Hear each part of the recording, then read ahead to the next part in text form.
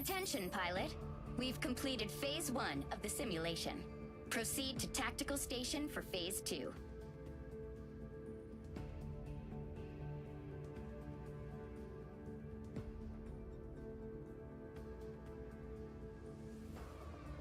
Attention, pilot. We've completed Phase 1 of the simulation. Proceed to Tactical Station for Phase 2.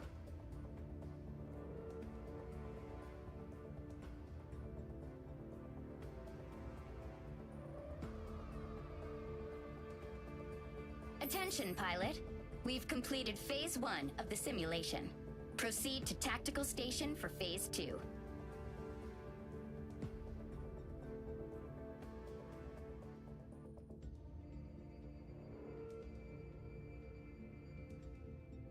Attention, pilot. We've completed Phase 1 of the simulation. Proceed to Tactical Station for Phase 2.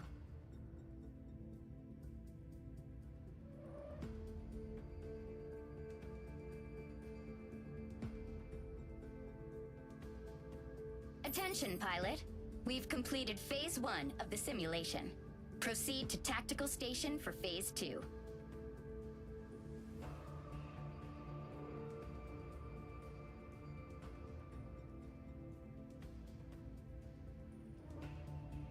Attention, pilot.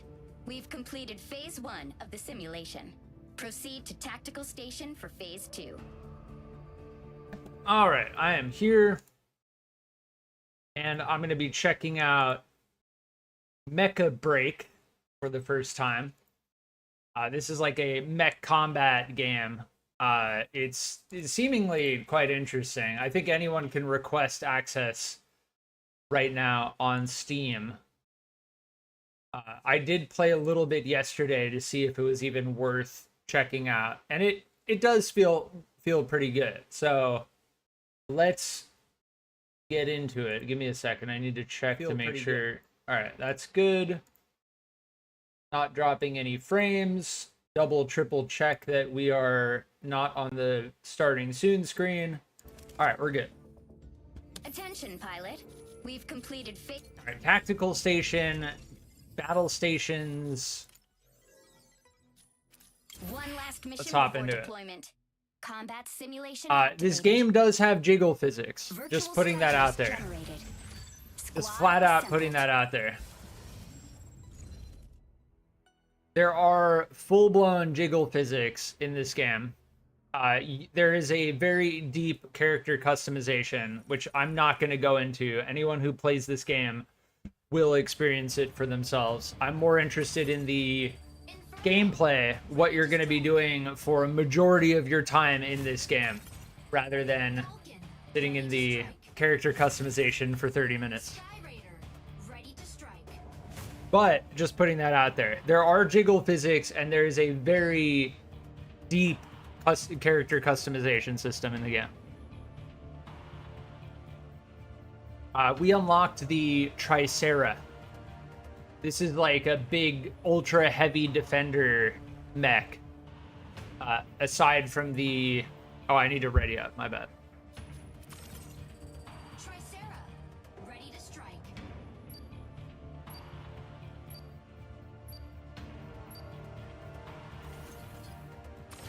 Yeah, I only played for... I just did the here's a view of the jiggle physics in the game. I just did the intro tutorial, basically. That's pretty much all I did. Just to get a feel for it and to see if it would even run on Linux, which it does through Steam's compatibility tool. I am running this on Linux Mint 21.3 through Steam. And I did get some frame drops during loading scenes, but a majority of the gameplay was very smooth.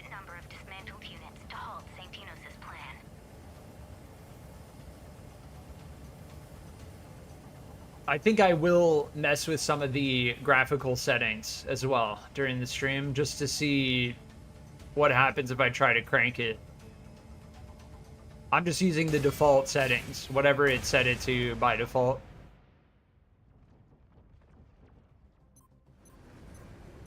All right, we're in it. So this is a bona fide PvP game. We are going to be fighting for this objective here, and I have no idea what I'm doing. Aside from what I've learned in previous games.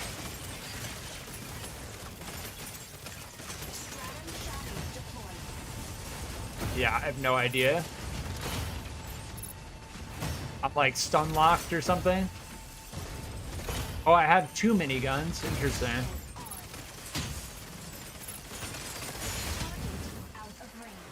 Out of range, they're right in front of me.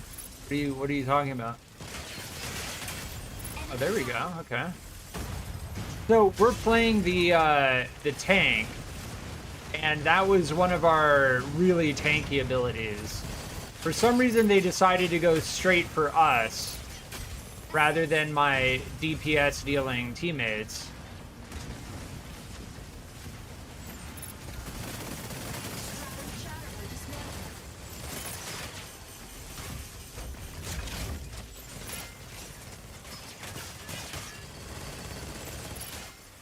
Makes us very, very stationary. But this is sick though. We have like double machine gun. There's like an auto lock as well, so you don't have to be like god tier aim god.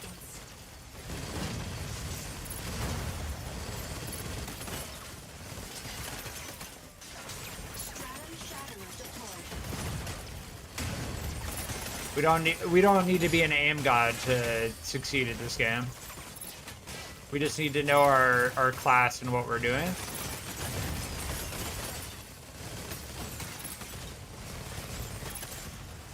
Right now, I'm just trying to sit on this objective and keep the enemy from taking it. If they're above me, I can't hit them, which is pretty crazy.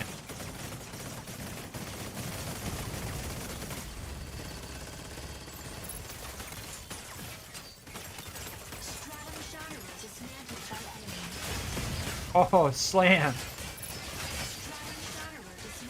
Oh, they're getting nailed. We got the assist on that. All right, how do I get out of this? There we go. All right, we gotta actually help our team. Well, we were helping our team by holding on to that objective, but now it's moving.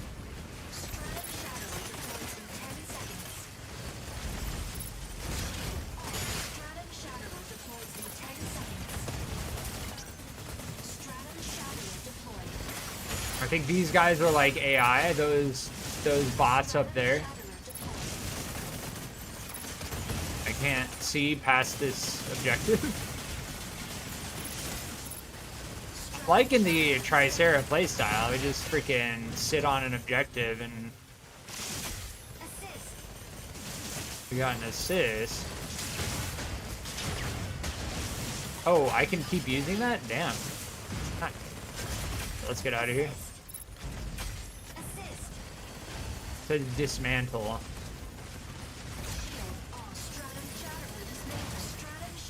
Pretty crazy, honestly. Gameplay feels good.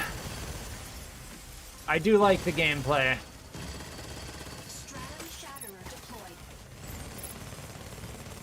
Interesting. It's like auto lock down to something else.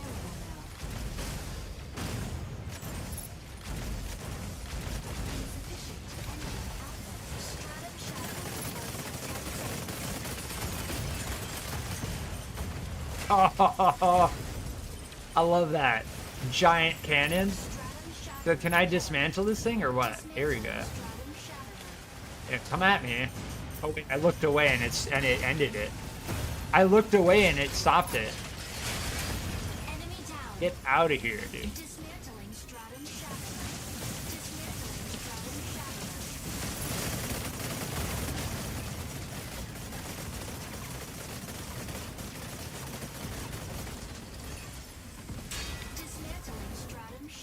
I think if they hit me while I'm dismantling it, here we go.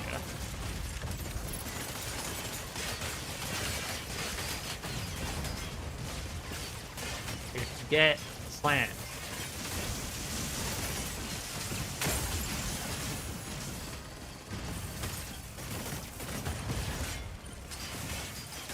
There are multiple enemies here. But if I can just keep them distracted, then we're good.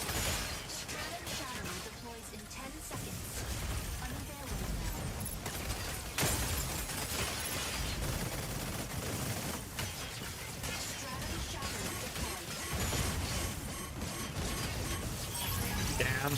We took a lot of hits. GG. Initiating ejection sequence. That was a good 2v1. We held our own.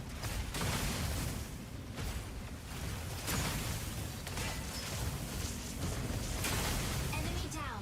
I used to play this game a lot a long time ago called Hawken. Stratum And Hawken was a mech style battler.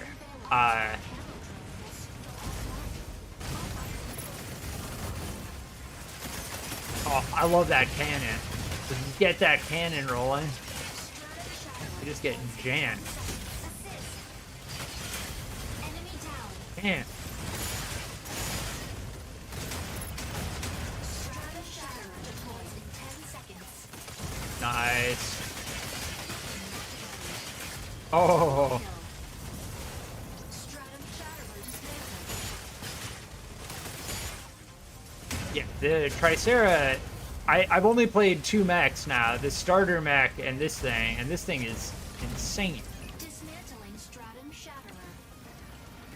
Stratum Shatterer dismantled. Nice. Get the cannon off.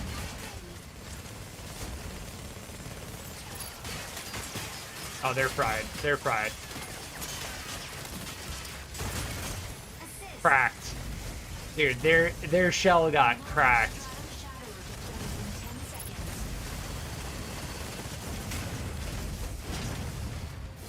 Nice. Large Stratum Shatterer deployed. Assist.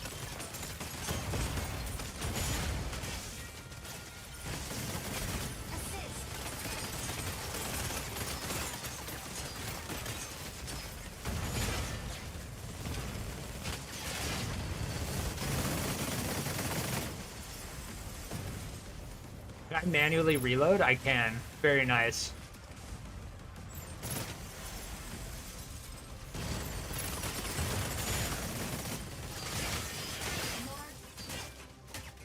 GG.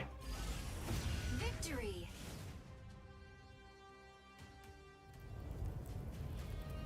Yeah, the gameplay is very good. I do like the gameplay.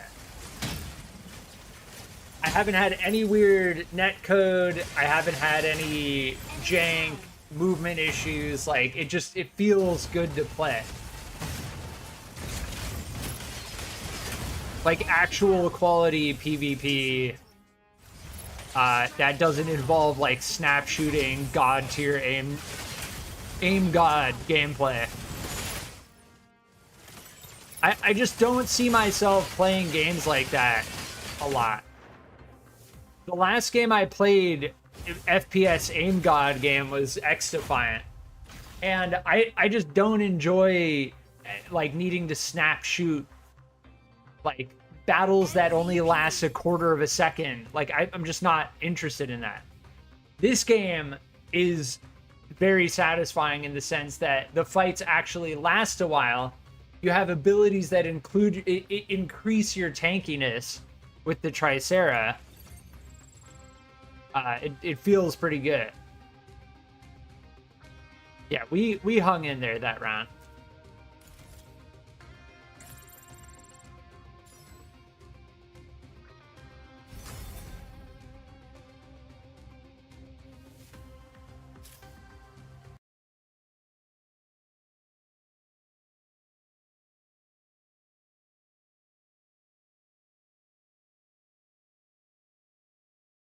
But yeah, this is playtest on Steam. Anyone can request access to this game. I have a first impression survey.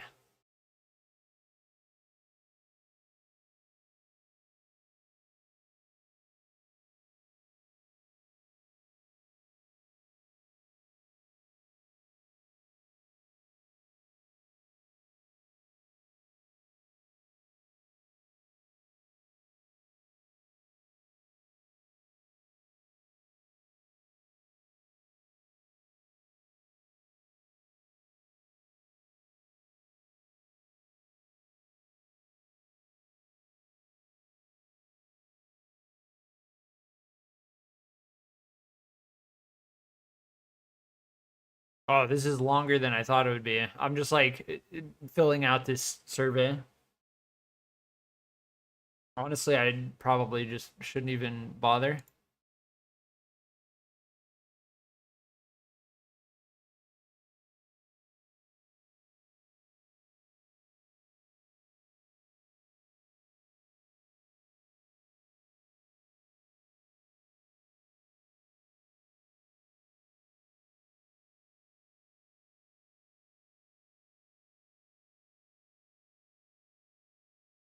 If there's another page after this one, I'm out. Yeah, we're out. They gave me a tutorial or a survey, complete. and I only have Mission like status an updated. hour in the game. The challenge feature is ready. Familiarize yourself with each striker's capabilities. Pyrogenesis. It seems like a lot of credits. We'll claim it. So as far as the monetization goes, there are concerns around the monetization. Because as you can imagine, if a game like this is monetized in the wrong way, it could easily become pay to win. Easily. As a direct PvP mech game, if certain mechs are only accessible or certain weapons are only accessible by putting money into the game, and those weapons are better than the free ones, then it is pay to win. So we'll be on the lookout for that. I am not saying that this game is pay to win. I don't know. But the supply crates, the credits, I need to check out the shop. I think there is a battle pass.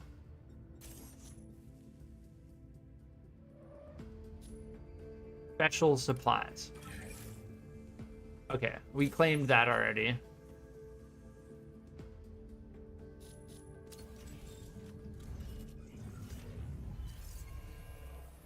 So yes, I got into a game. We saw some of the gameplay. The gameplay feels good, and I will try another round. But before I do that, I do want to explore and find out about the monetization. Now, it is the playtest, so it is most likely that we are getting access to things that may very well cost money on release. We don't know. We do not know.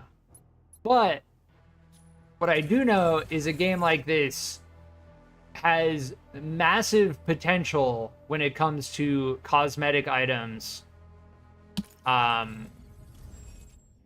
As far as cosmetics in this game go, there is a massive potential.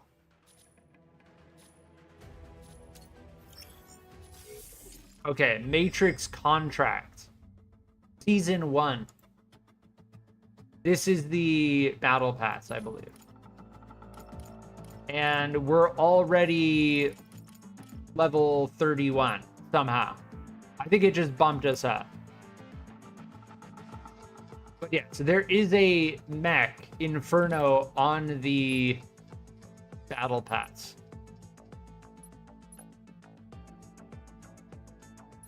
Paint kit, supply crate. Mod part and Matrix credits. Okay.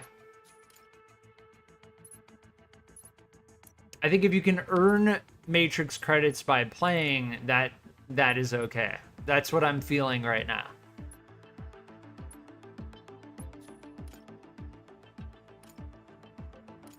This Battle Pass looks very, very bare.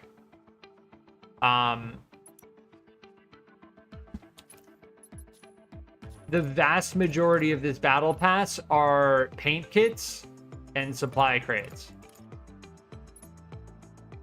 Here's a leg accessory. a head accessory, eyewear. This is the Inferno, which is on the bonus contract, to put that out very clearly. This is not on the base pass. This is the premium pass. So there is confirmed a mech on the premium pass. If it is the case that you can only get this bonus contract by paying money, which I'm not entirely certain of, but this layout definitely indicates that this is the paid track. So as far as the cosmetics go, I will say it's looking bare. It's looking pretty bare. As for the potential, there is big potential, but that's, I think, where I'm going to leave it off with. So this is a peek at the Matrix contract, which is like the season pass, which there is a mech on it. Now, we don't know if there's another way to get that mech, so just keep that in mind.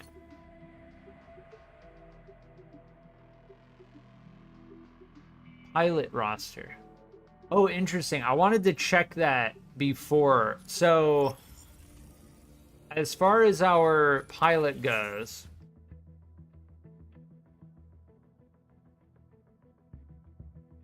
I don't know if each pilot has different stats.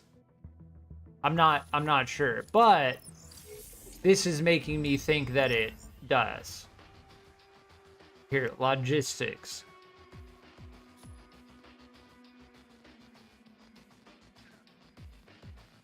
Okay, so this is looking like a dice roll paint system, which is actually interesting because they did this in the first Descendant, and they actually went back on it because people didn't like it. So for every 10 purchases of the random paint obtained upon use, you get a extra paint kit.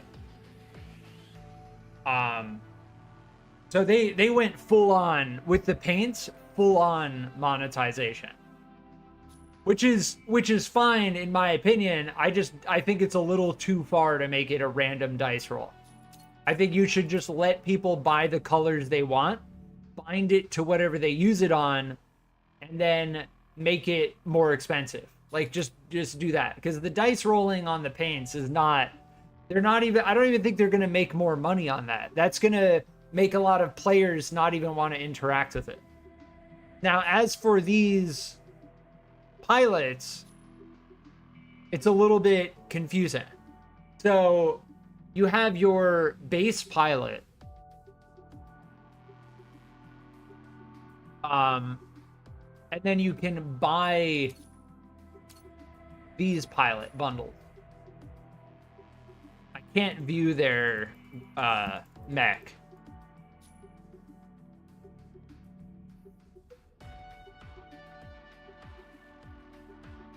So you unlock an exclusive paint job for the Tricera. Yeah, see, the devs clearly understand that paints are going to be one of the most sought after cosmetic items in this game. As with any game, being able to paint your items, your mech, your pilot, it's the most visual. It's like the most evident. Like, oh, they're red. Oh, they're blue. So these are what we got from the claim. And this is a paint kit. So contains special paint, receive random color. And these are on the free track on the Battle Pass. Silent Knight, welcome back. How are you liking it so far? It's beta? Yeah, this is the playtest. It's okay. The gameplay is good. We are coming to find out that the paint system is a random loot box system. So you open these supply crates, these paint kits, at a random chance paint. which they actually did in the first Descendant in the technical tests, and then they changed it back because people did not like it. But yes, now we have uniform blue. If I wanted to paint my outfit, we can paint our outfit uniform blue now.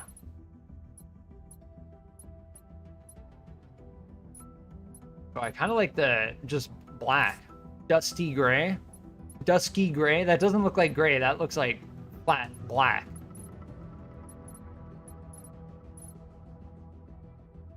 Yeah, this is the dusky gray. This is the black. So I guess kind of.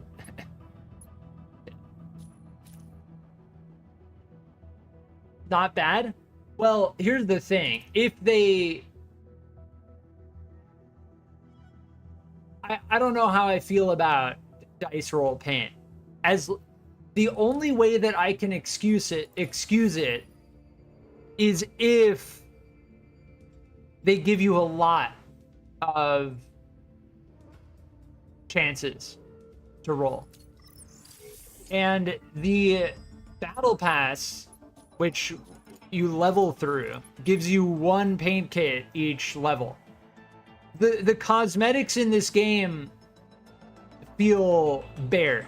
Like, it doesn't feel like there's a lot of cosmetic premium. There's no, like, I haven't been able to find a shop, right? Like, oh, here are all these different cosmetics. It's mostly focused around the paint and the pilots. But the fact that this game has a very, very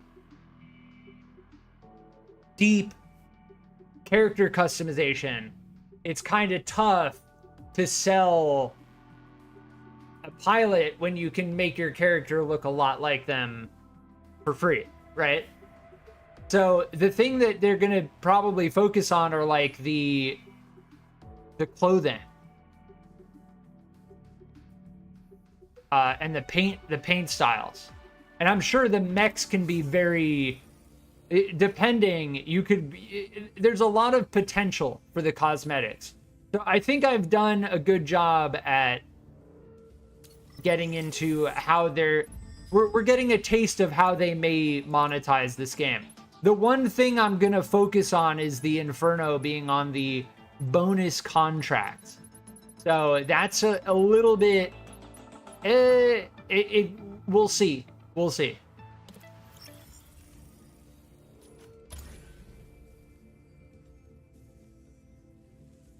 A game like this, the devs have to do everything they can to not make it pay to win. Because if a game like this becomes pay to win, people will not play it. It's just simple as. In 2024, people are not going to play a pay to win PvP game. They're just not. So they have to be very careful. Ready to strike. Aleseness, ready to strike.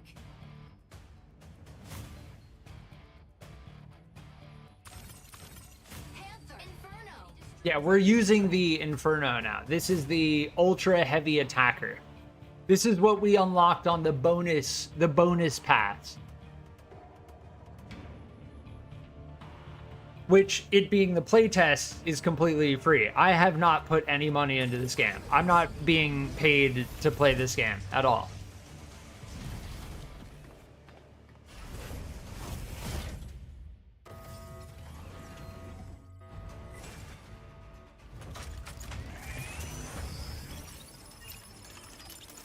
But what I will say is the gameplay feels good. I will flat out say that. The gameplay actually feels good. And it's refreshing because I don't think we've seen a game like this in quite some time. Upgrade Bunker City's power facilities. Activating the consoles along the way can speed up the transport vehicle. St. Dino's have also set their sights on this operation. Be sure to complete the So before I want to be clear, I'm not poo-pooing on this game. I'm just addressing slight concerns about the potential for pay to win. That's all I'm saying.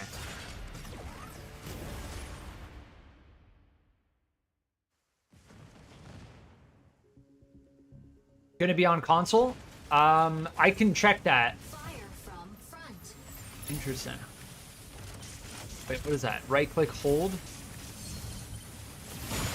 Oh, like a giant cannon.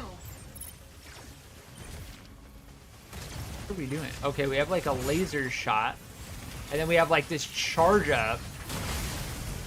Slam. Is this like a melee laser beam? Console A activates in 20 seconds. Oh, my mouse sensitivity. Oh, that's insane.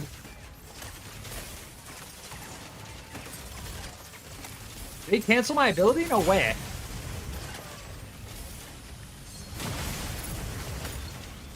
Oh, the laser. My mouse sensitivity.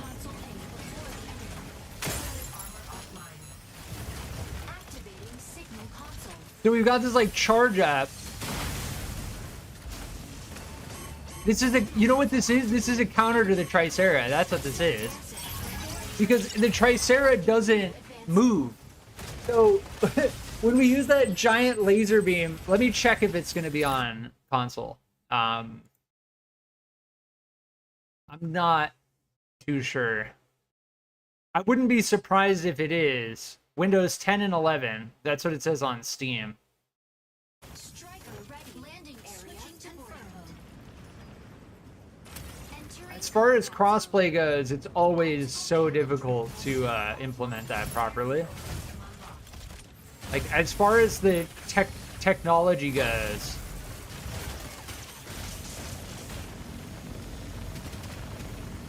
Are my laser beams hitting them? Hit them with the laser beam!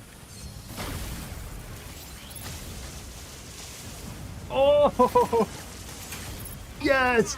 Dude, that is the counter. That's the Tricera counter. When I use those giant laser beams, my mouse sensitivity goes to like 0. But it's perfect against like static, slow-moving enemies. So we're trying to keep this train.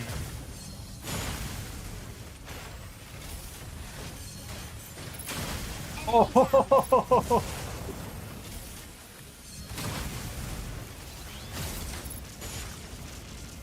Oh, these lasers are sick.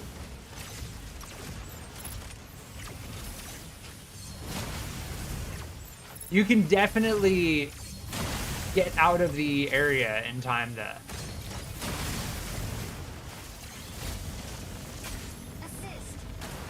Oh, the giant laser beam! Ah!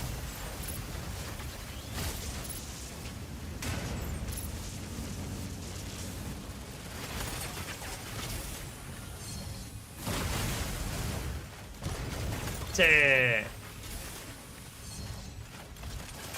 Assist.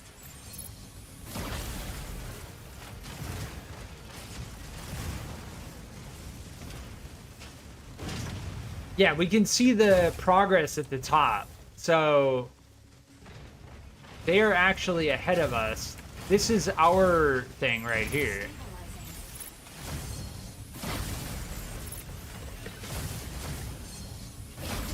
Advancing payload.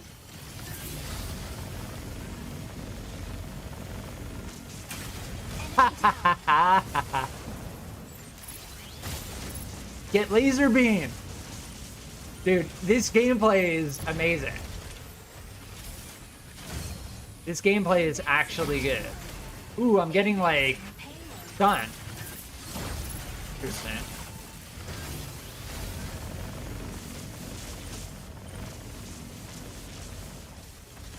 Get laser beam. Console B activates in 20 seconds. Dude, we need to stay on this thing. We're behind right now. Assist.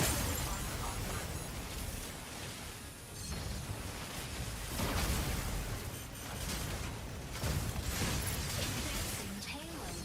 ZOTAC. Capture console B. I need to take care of these guys. Activating signal console.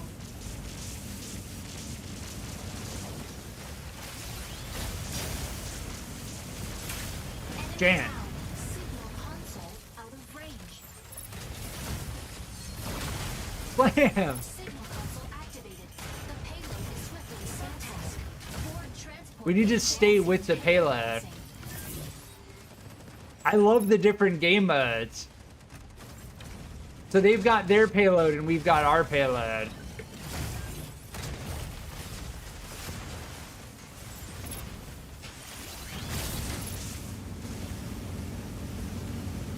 Oh, the laser beam ability is just so good. Our 1 is very inaccurate, but our 2 is just like a massive plasma beam. He's...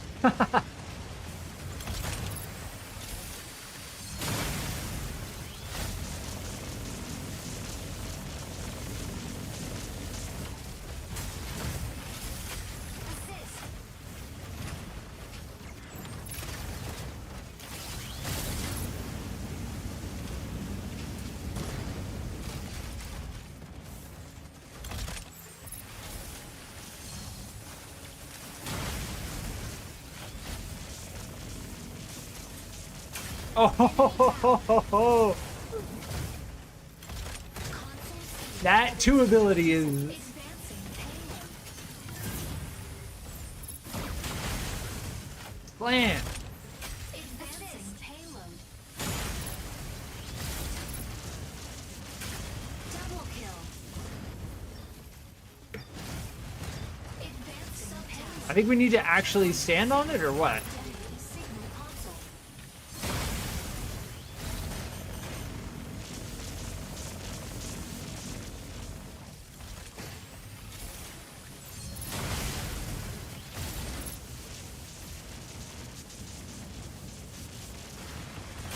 Assist. Damn, we almost got them.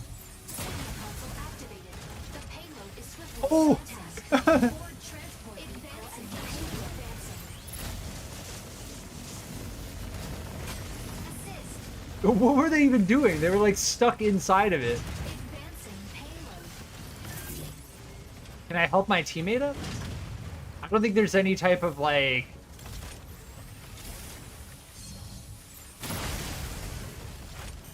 team, like downtime. Down but not out. Allow the laser beams to... Oh! Assist.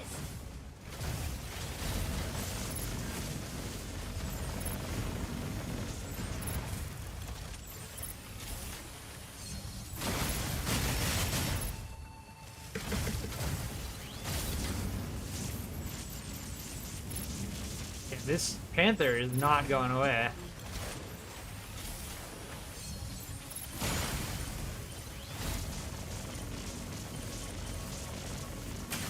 Enemy down. Dude, that 2 ability is absurd. Assist.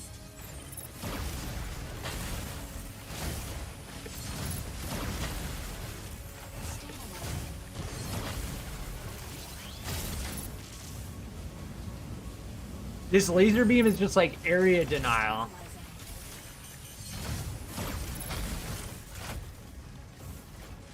GG. Victory.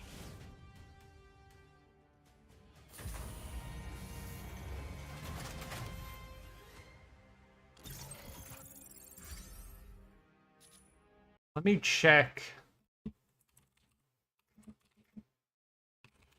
Let me check if it's going to be crossplay.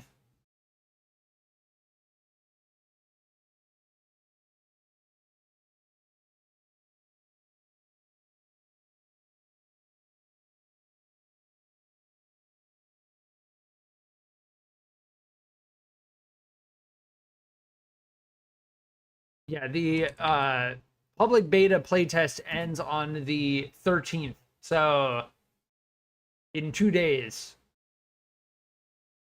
PlayStation. Let me see if it's on PlayStation.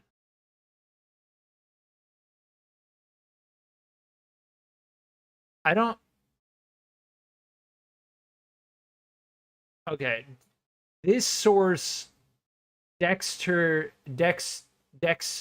To. Let me check. PlayStation. It will be available to play on PlayStation 5, Xbox Series XS, and PC. From this source here. That's what they say. As for whether that is the actual case, that is one source. That is one source. Enemy down.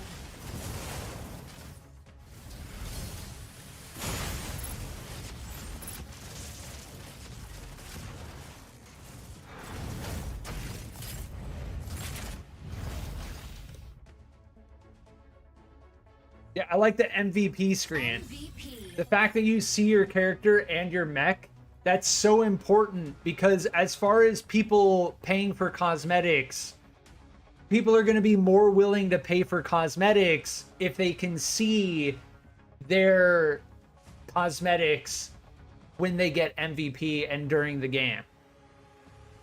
So it's good to see that they implemented that properly.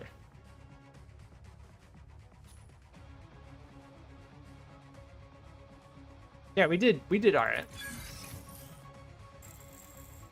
Now, as for whether it's going to be free to play, I'm not sure. I'm not sure. I think they would be smart to make it free to play, but if it ends up costing like $20, $30, and it's actually good, then that would I would understand that as well. When you make a game free to play, it completely changes a lot of things.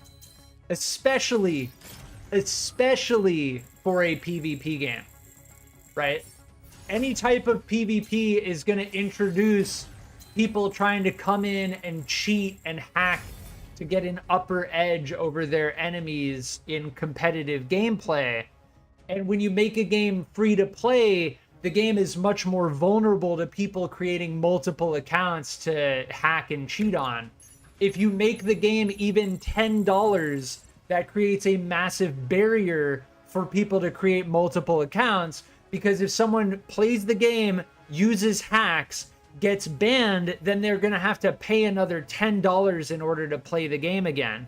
Whereas if the game is free to play, all they'll need to do is find a workaround to create another Steam account. So if they make this game $15, $20, that would be completely understandable. Even though the game does have a premium currency, I think a game like this would actually benefit from costing $15, $20 up front. That's my personal opinion. It would be cool to find a way to make it free to play, but I think they did that with Team Fortress 2 and look what happened. It's like you really have to think about the repercussions of making a PvP game completely free to play. Even making it $5 would be very different than making it completely free to play. All right, let me check out the other. So these are the weapons we're using.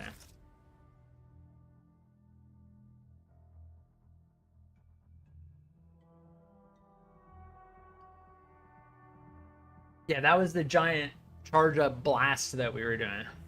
Interesting. And we have 2 energy autocannons. The splitter, I love that they have a animation down here in the bottom right. That's fantastic. That they just show you what it does. That is the best way to go about it. The splitter is like an area denial. It makes people not want to get close to you when they see all those laser beams flying in the air. The reflector drones, this ability is crazy. Deploys escort drones to converge the beams of the energy splitter, focusing the attack on a single target. Yeah, that damage is amazing. But your sensitivity is reduced considerably. Your ability to turn is actually limited. I don't even know if making your mouse sensitivity higher would actually allow you to turn faster. I think it's a hard limit as to the rate at which you can turn while you're firing that. So if someone gets on top of you or like dashes out of the way, they're not going to get hit by that. But something like this, reflector drones and splitter are a hard counter to the Tricera, like a tanky, non-mobile character.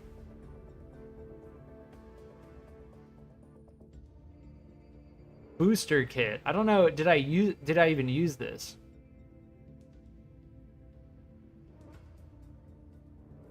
Interesting.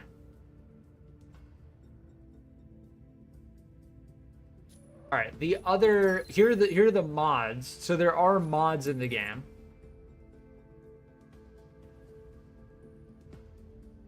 Which adds even more depth to the customization as to how you build your mech.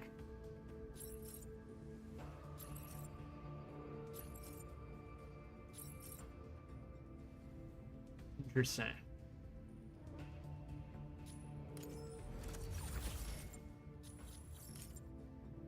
Yeah, I don't have any mods yet.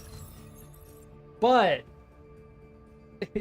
so as for just to get it out there, as for a PvP game, when it comes to being able to upgrade or modify your mech, balancing that in a PvP scenario is difficult. So as for the matchmaking, the MMR, the power of your mech, as to whether that's going to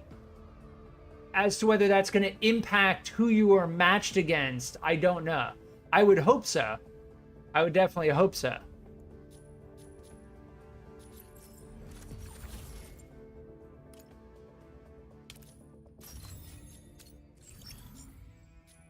Here are the paint jobs. Underworld Firm Rock. Yeah, see? The paint jobs cost money. And honestly, they're smart to monetize that. They're smart to make paint jobs cost money because this is what people are gonna actually pay money for. Like, paint makes your vehicle, your mech, look so different.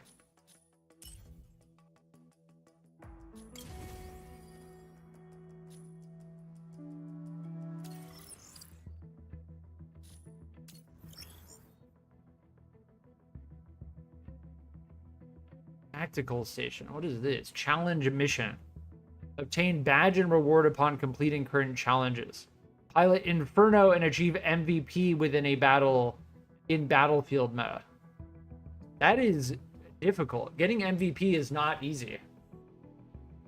I will be right back.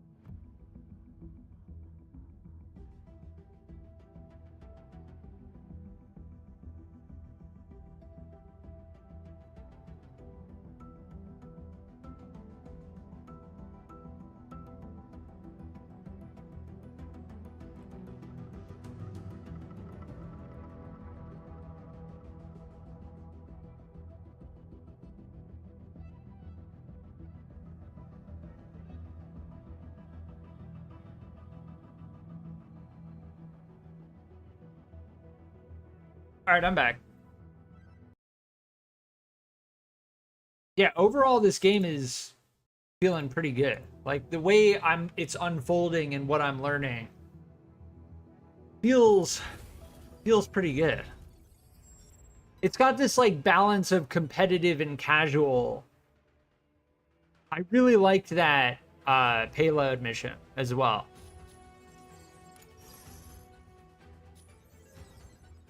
New mission available. Please check the details. I don't know why we're able to accept multiple at the same time.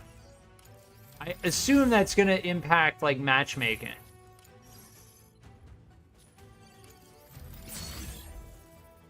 Configure preset striker.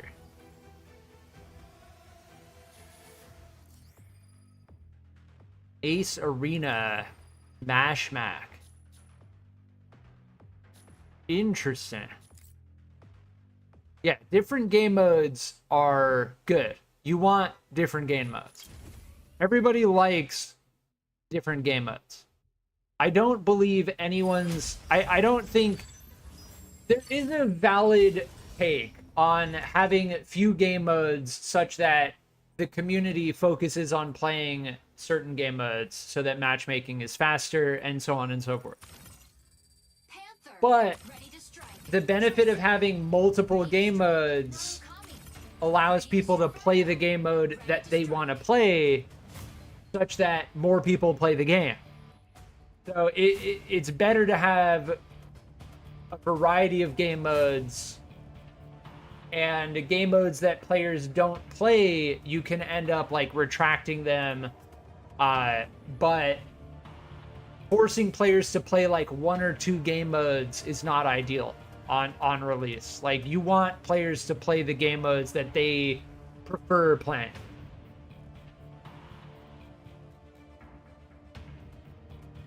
But always balancing competitive and casual gameplay styles is always difficult. It's always difficult.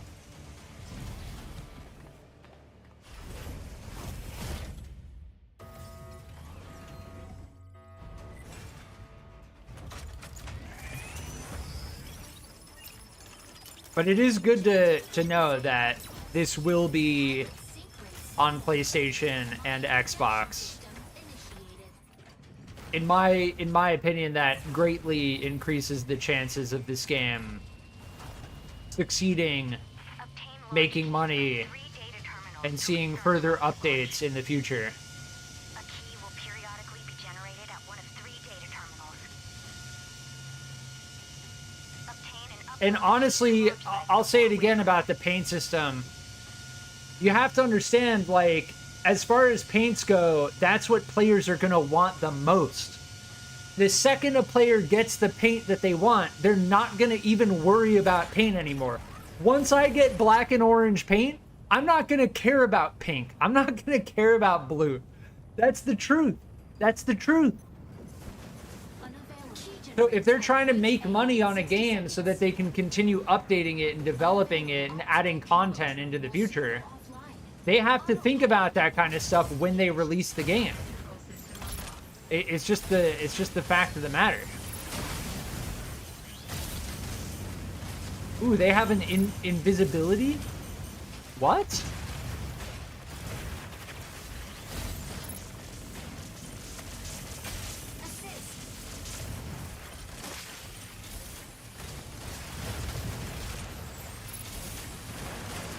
Oh, come on. I had that fully charged. There we go. Bam! took me three tries, but we got it.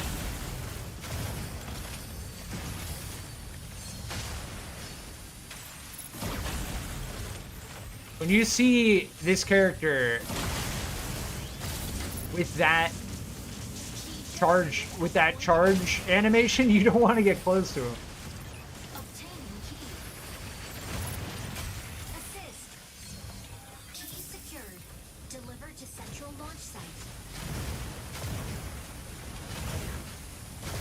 We can keep our ability charged. Interesting.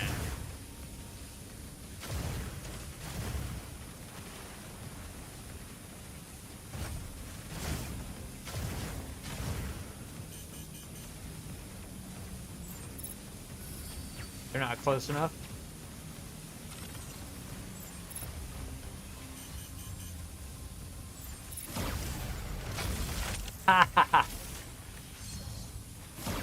Nice, got him.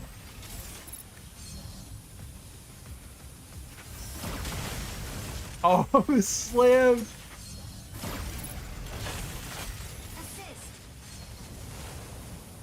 Key generates at point C in 30 seconds. Are we in the zone? Are we good? I think we're good, right?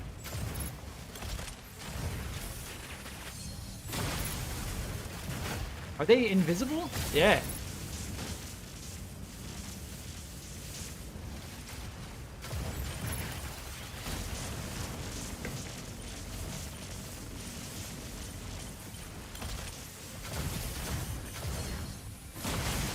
Key generated at point C. Stabilizing. Assemble at the marked location.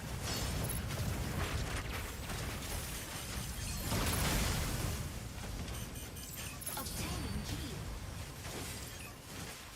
Am I getting it? Obtaining key. Yeah, I'm getting zapped. You can't take any hits while you're trying to obtain it.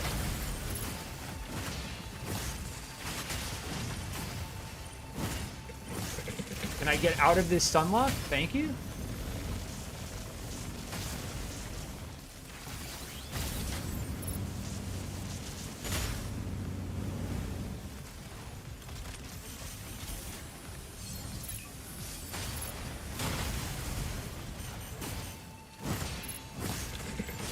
Dude, you can't get out, man.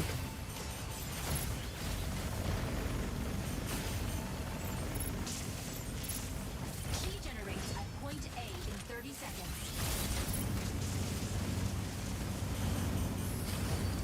Obtaining key. Fire from front. Damn. No, wait. So they can just snipe us as we obtain it? Okay, we got it. We got it. Delivered to central launch site. Fire from That right. stun lock is crazy. That melee stun lock is no joke. Low. Key generated at point A. Insufficient engine. Damn, we are so slow. Fire from front. They're using a sniper class.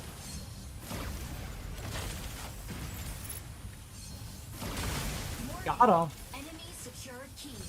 Intercept now.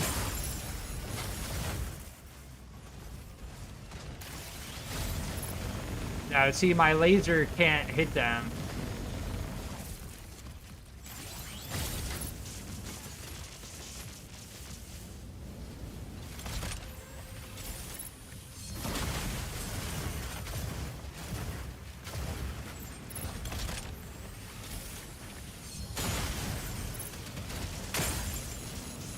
They died. Enemy down. Enemy fire from front. Key intercepted.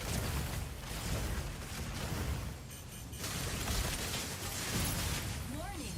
Abnormal EIC haze density. EIC Ooh, pulse atmospheric effects? Interesting. storm. Warning. EIC pulse storm. Is this a friendly?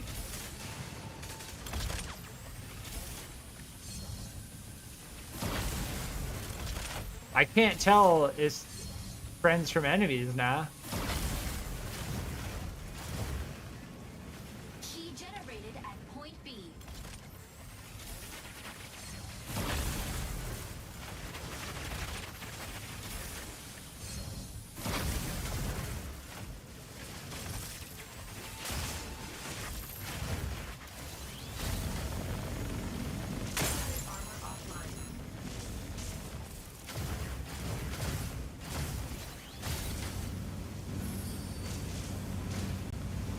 That's a good way to tell who's an enemy. Then I lost him. I can't tell who's my friend or enemy. I don't know how they're able to tell.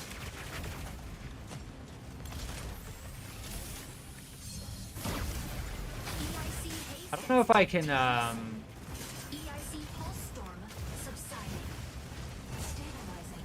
3? EIC haze density returned to normal. 3 heals us. Storm warning. Enemy generation at point A for 30 seconds.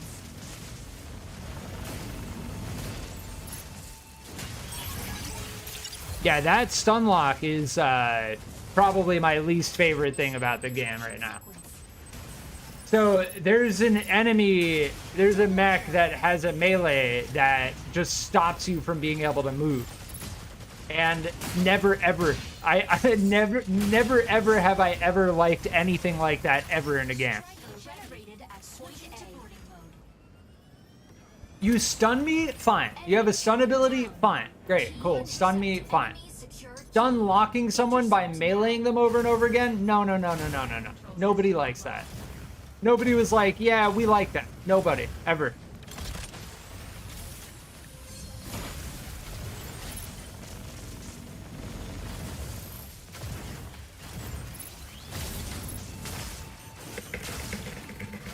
Assist. Enemy carrier down. Key intercepted. It's like you hear me spamming my spacebar on my keyboard because it just doesn't do anything while I'm getting hit.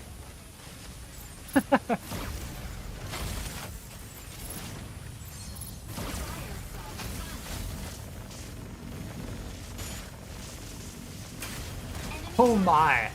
That thing doesn't have a range? Key generates at point C in 30 seconds.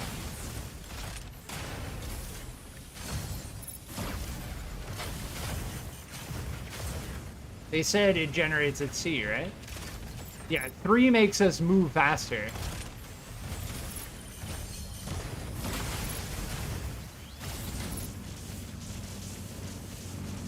That hurts a lot. Thank you.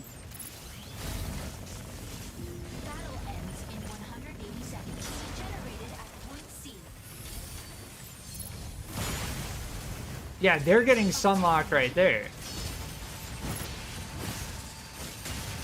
Yeah, I like when they're hitting me, I can't move. Assist. Now, don't get me wrong, like that their character is weak. Key secured. Provide cover.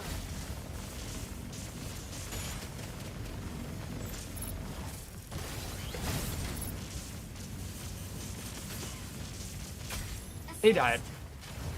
There, I imagine there's going to be a lot of that in a game like this, where players will, I did it, for instance, where you see yourself low HP and you're just out. You just like start spamming shift to get out of there, which is cool.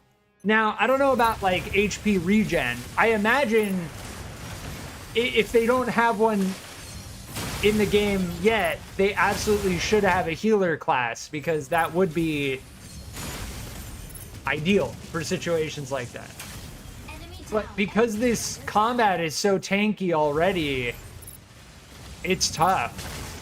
Letting people heal would be very powerful. Enemy carrier down. Very, very powerful.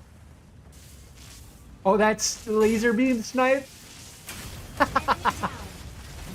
That laser beam snipe was prime. Assist.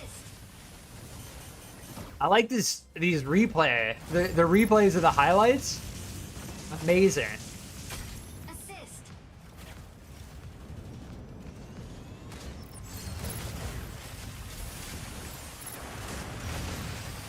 Yeah, the gameplay is very good. Enemy down. My only gripe is the stun lock with the melee. Being stun locked while getting meleeed is Down. Key intercepted. it doesn't feel good. It doesn't feel good. Everything else feels very good though. MVP.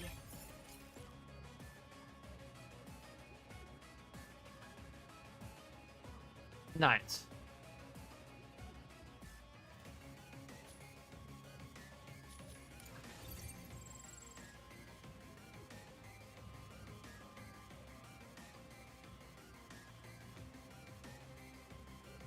Yeah, Yeah, they were using the Tricera.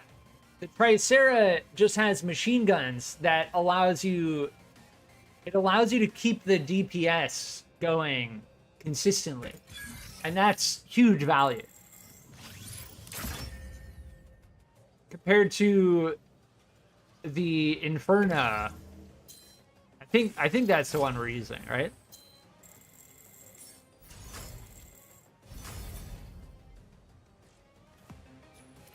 Yeah, I should open my supply crates. Yeah, the Inferno. This is the one we're using.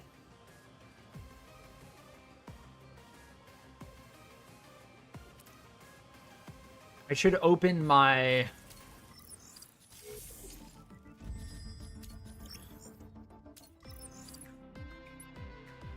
supply crate. I don't even know... Have we even opened one of these?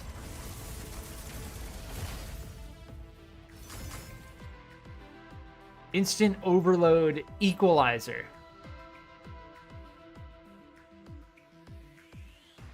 Suppresses recoil in melee combat.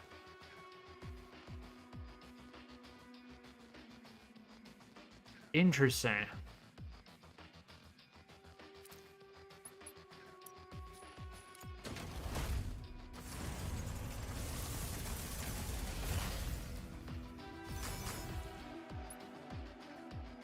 So these are the mods, and you get them by opening the boxes. And they modify... Both of these have an upside and a downside.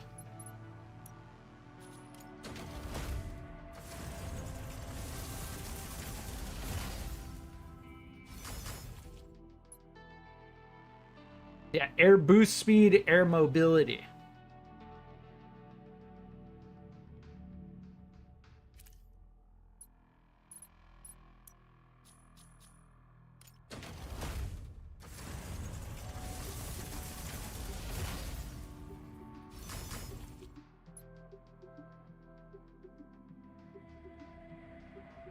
Interesting.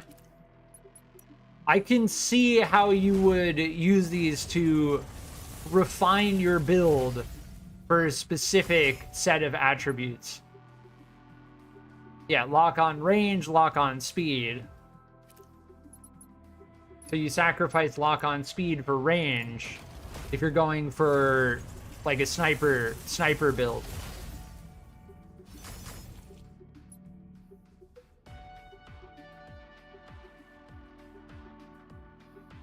Energy regen air, energy regen overload. Interesting.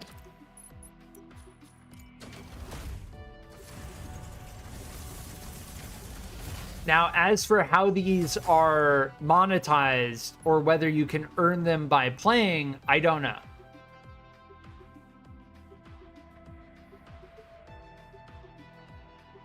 But all of them have a one positive and one negative.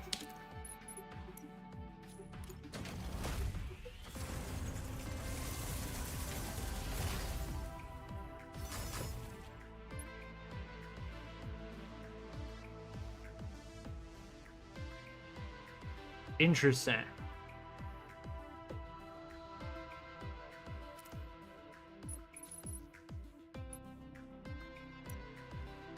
Here, we'll equip our cosmetics. There we go. We got earrings as well, I think. Wait, isn't that the one we already had in our inventory?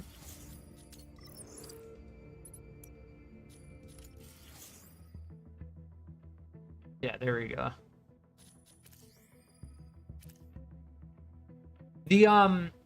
So a game, I said it before, a game like this has massive potential as for how they do the cosmetics, the accessories, the outfits, and so on. As for right now in this playtest, it feels pretty bare. So the hope is that they add on to that and meet that potential. But right now, I will say it feels pretty bare. But it's a good foundation, though. I will say it is a good foundation. None of the, to put it clearly, none of the cosmetics in the game, I'm like, wow, that looks so cool. Like nothing, there's nothing like that. You can open multiple of these as well. So you don't need to open one at a time.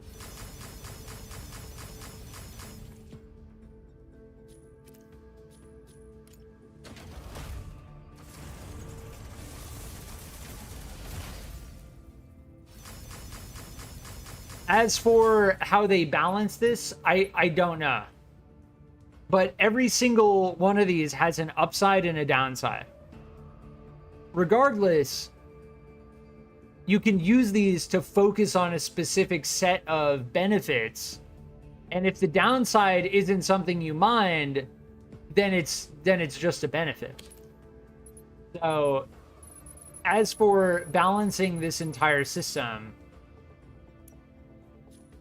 it's going to be interesting. Whether each mod has a power assigned to it with the matchmaking, like how is the MMR going to be calculated, the power of your mech and your ranking and so on in the PvP, that's going to be interesting to find out. Maybe offsetting? Yeah. Yeah, you don't, as far as that goes, they can absolutely balance them. PvP and matchmaking always iffy? Yeah. It's going to be interesting to see how they go about doing it. The last couple of rounds we played it, but it feels like we've stomped our opponent.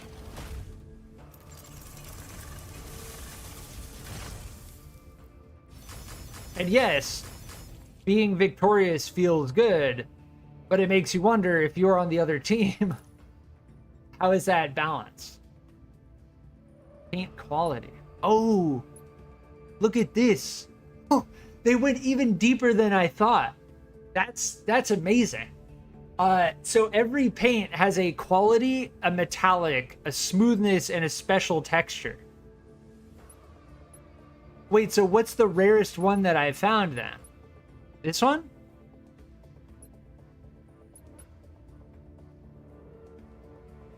Interesting. None of these have a special texture. This is reminding me of like hats from Team Fortress 2. That floating point decimal is like... Yeah, look, the ones with the low quality are all like scratched and missing paint. Like this one is very clear. And then the good one with the quality at 87% has like only a little bit. This one has like none. Interesting.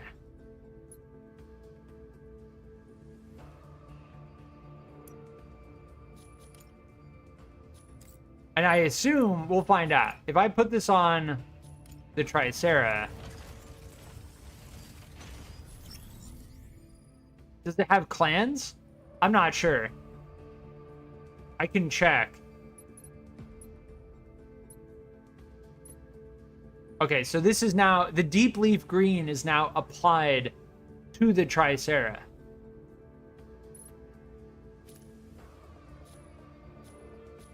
And that's only one piece as well. Armor primary.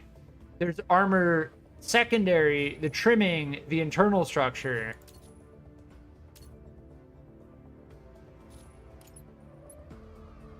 But it seems like we can apply this to everything. So once we apply it, we can apply it to everything. Now, here's the question.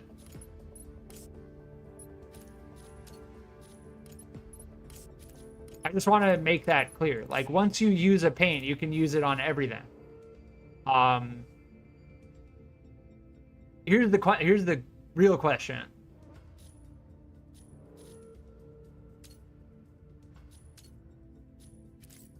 before I do anything else with the decals or anything like that, that green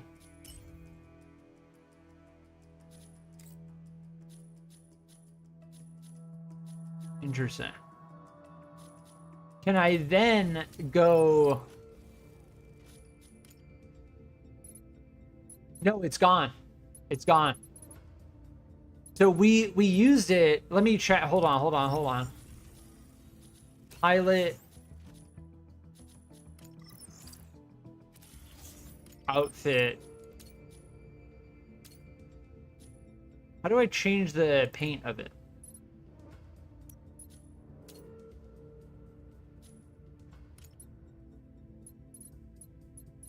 See, I don't see the green, right? What I'm trying to figure out is, because we use that paint on the Tricera, can I now use it on the pilot as well? And I don't see it. So I don't think so. They do have back accessories as well. Yes, and this game does have full jiggle physics. Full jiggle physics. The leg accessories remind me of Warframe, kinda. Feel a little bit weak though. Like these backpacks, there's more they can do with that. There's definitely more they can do with that. Like, come on. Like, look at these. Come on. There's more they can do with that. But yeah, full jiggle physics. Yes, full jiggle physics. As to why the devs put jiggle physics in a mech game, I don't know, but they did. Just documenting that clearly. So as far as the paints go, this deep leaf green, I no longer have in my inventory. This is now not in my inventory. I have consumed it, and I have used it on the Tricera. And no, I cannot use it on another. We'll check. Let's switch to the Inferno. Just to be very clear.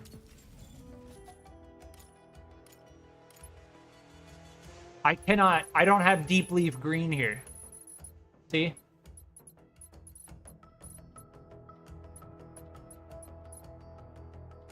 So, just to be clear, the paints are consumable, and once you use them on a specific mech or pilot, you can no longer use them on another mech or pilot. Yeah, there's no leaf green here. Then if we go back to the Tricera,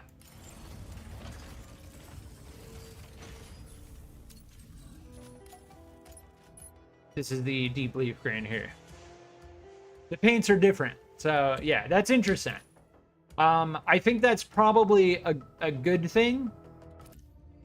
As far as monetizing the paints goes, they really need to monetize the paints. Like they need to monetize the paints.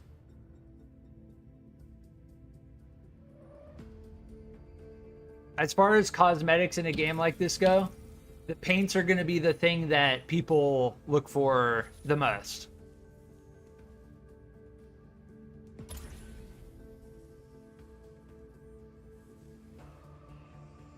But yeah, I think at this point I've done a good job of outlining the way the currency is set up. I still need to check one more thing though. The premium 1000 gold currency that we have, as far as the matrix currency goes, I think we can earn that by playing. Business. Ready to strike. Falcon. Ready to strike. Yeah, we have the Gatling guns on the Ready to strike. Tricera. Tricera. Ready to strike. It is pretty funny that there are jiggle physics in this game.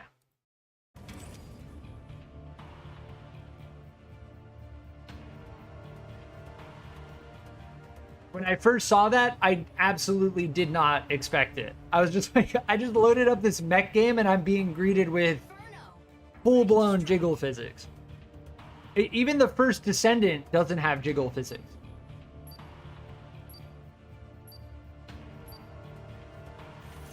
Appeal pilot proceeding on board.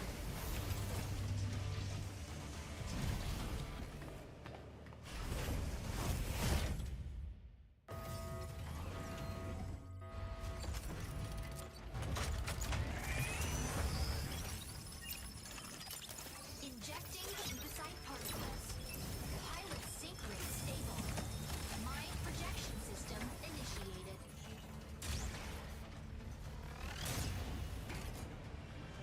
Capture and defend the 3 data nodes in the crop sinkhole.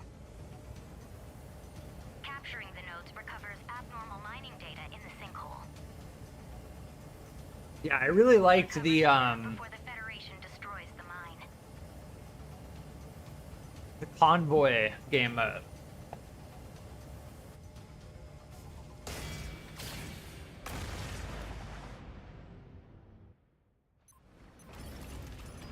Where we had to like push the cart.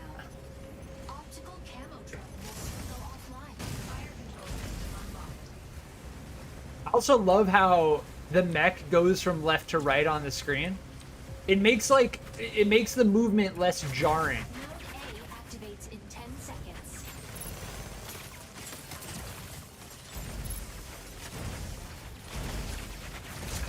Playing down to right on the objective. Seize immediately.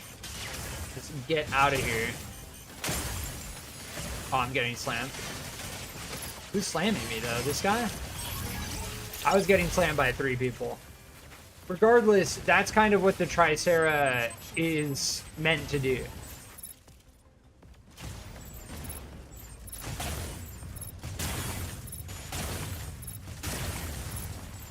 They're using I haven't even used that. Enemy down. There is a sniper style mech in the game that I have not used yet. Optical camo drone will soon go offline. Fire control system unlocked. Probably being this bright green doesn't And seen uh in 10 seconds. help my chances of not being a target.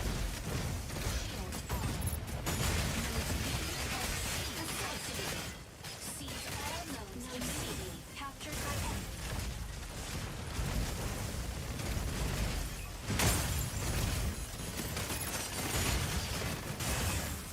How do I use my shield?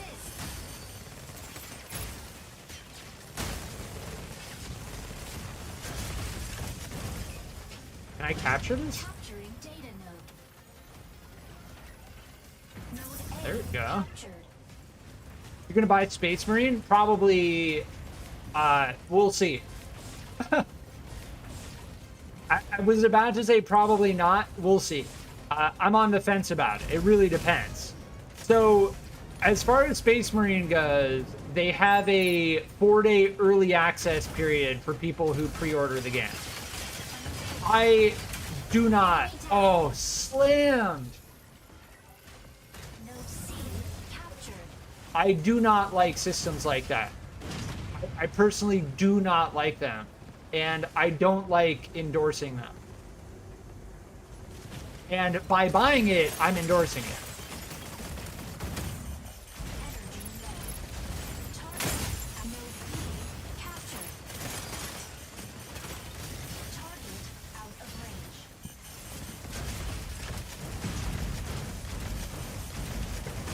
Insufficient engine output.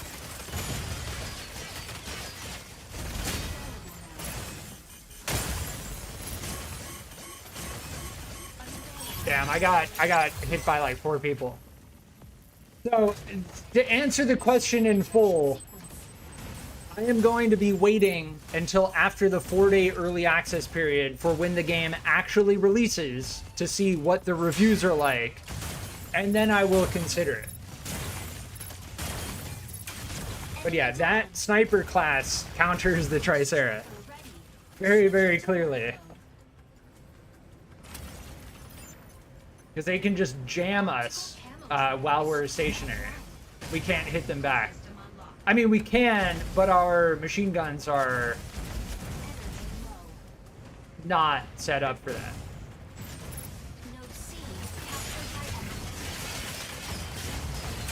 Get out of here.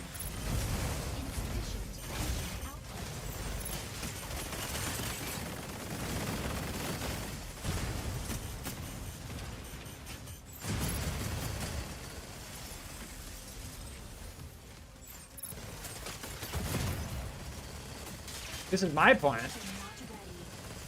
Node B captured by enemy.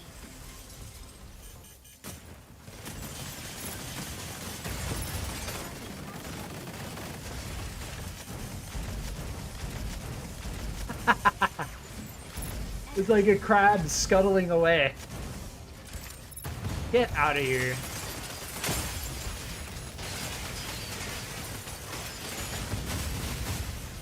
I'm getting slammed by 3 people.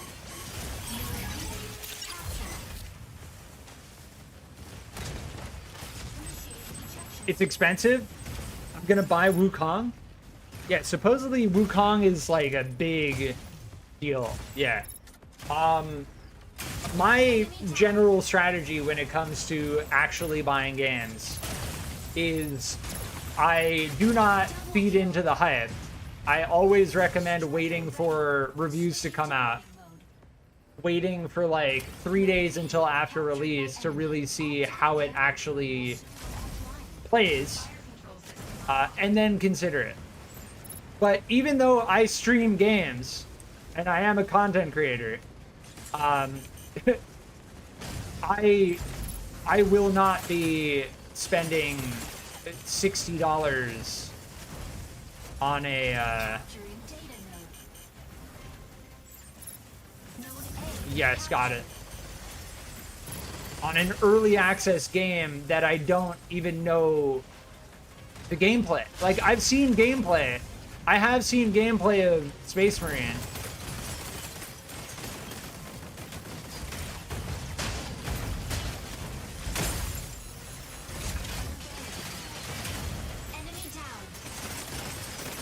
I have seen gameplay.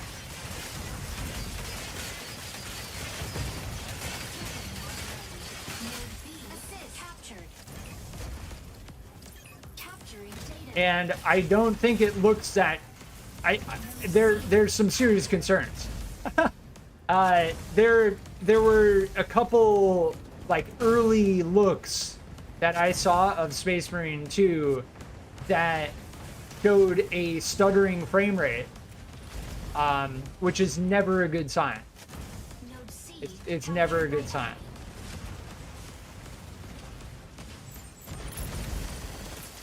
The gameplay looks insane, though.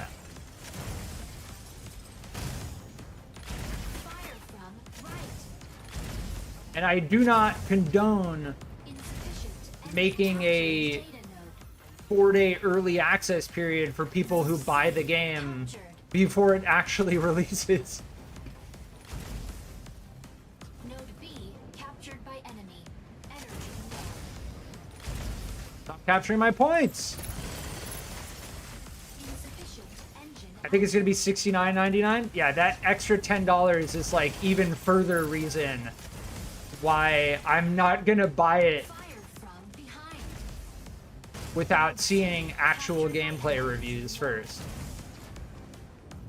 Capturing data node. Node B captured. All right, we won. GG's. But you can see, like, I'm using the Tricera with green paint. It's very, very clear. Even someone who's viewing the stream for the first time can see like that is very vibrantly green. That's the power of paint, cosmetic, like that, having that control over what your vehicle looks like. That's what I'm talking about. Yeah, that was a good round. Oh, we got MVP that round. Tricera is pretty great. I actually like the Tricera gameplay.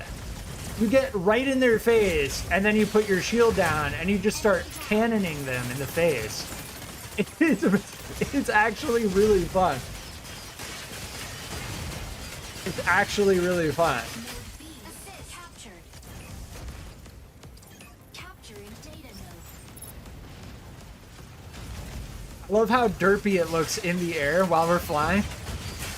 Enemy down. We just move really slow, and we're just kind of hovering. Node C captured by enemy. The modeling is very good. The map design and the models and the animations are very good.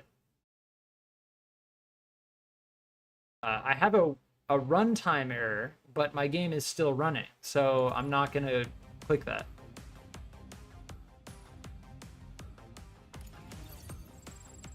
Yeah, that's crazy. We went 3 kills, 3 deaths, and we still got MVP. That is a very good sign of a good, balanced, brawler-style mech game. The fact that we don't need to go God Gamer aim 360 no-scope to get MVP is great. That's fantastic. The fact that I was running from point to point to take the objectives right after they took them got me MVP.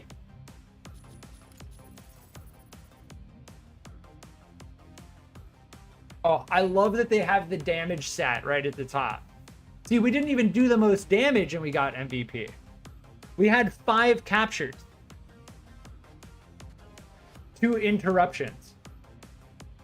Yeah, that's awesome. I like that. I like everything about that. The fact that the damage stat is at the top, and the fact that I got MVP even though I didn't do the most damage. That is very smart. The way that they went about calculating that.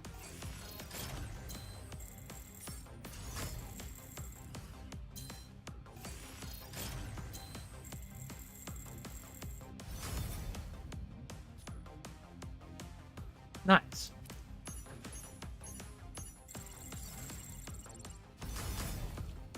Yeah, we get these supply crates and the paint kits.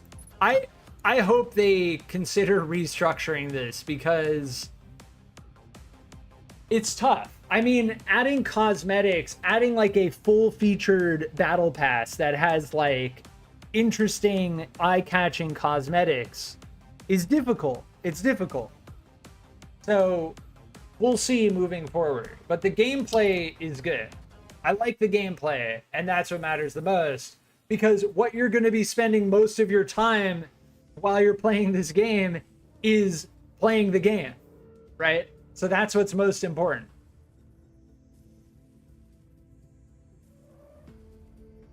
I will be right back.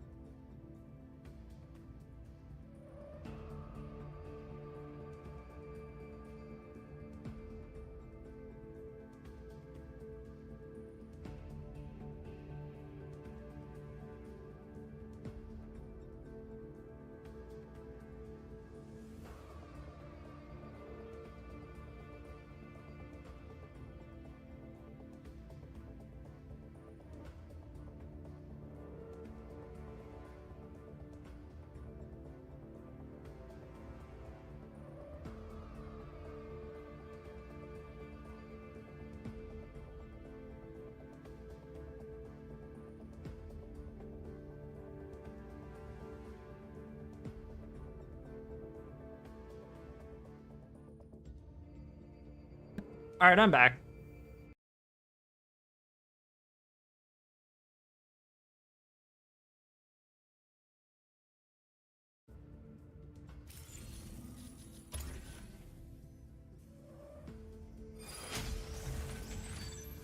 Yeah, a game like this, I brought up a game called Hawken earlier. Hawken is a mech game that I played a lot about, oh, what, like 8 years ago? Hawken? I can't remember what year it was, but it must have been like about 10 years ago.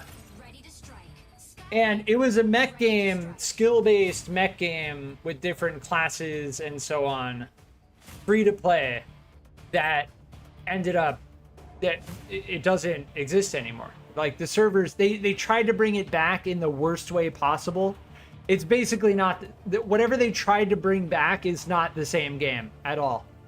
But Hawken at its peak, in its prime, was very good. Ready to strike. Pilot proceeding on board.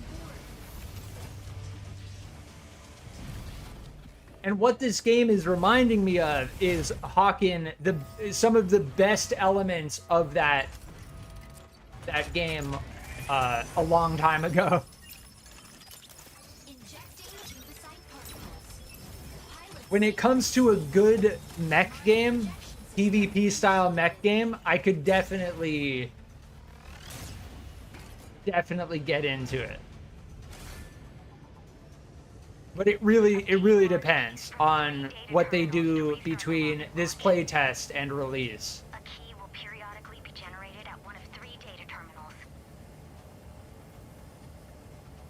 Obtain and upload the keys to launch site before Windrose.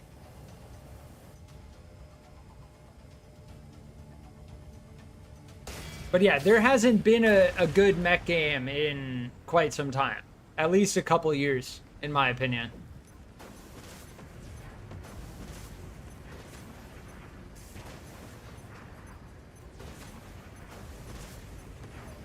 key generates at point A in 60 seconds. Point A, where's point A? Over here? Fire control system unlocked.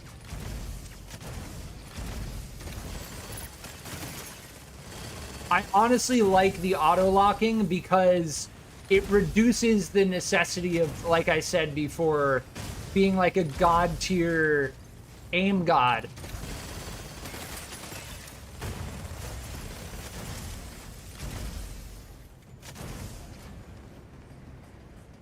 Because, like, there are many games like that already. Like I said, I played X-Defiant. X-Defiant feels pretty good. But when it comes to the competitive nature of a fast-paced aim god style game,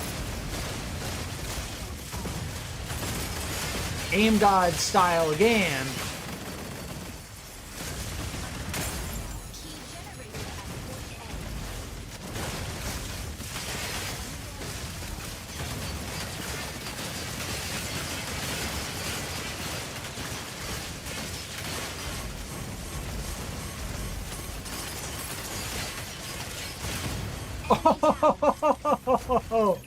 that was a crazy fight. I like that a lot. I was about to say, if I lost that fight, I would have taken it. I would have taken the L. I would have taken the L in that fight. That felt really good.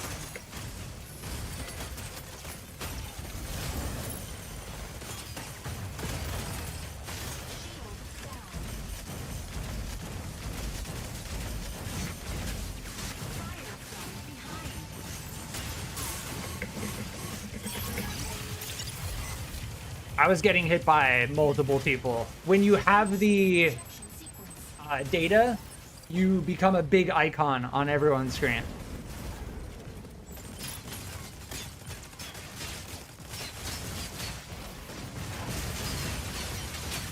Yeah, we were also getting meleeed, by the way, Landing area confirmed. while they were launching missiles at us from the sky. Zone. Another optical camo drone will warning. Fire control system unlocked.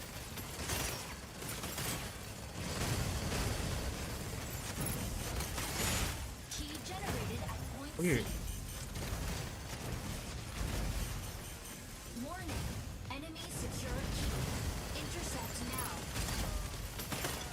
intercepting now.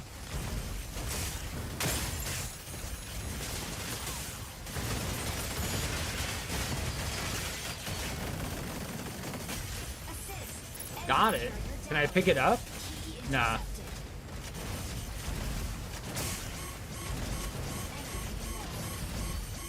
Dude, get me out. I got focused down, but I did my job in terms of stopping them from getting to the objective.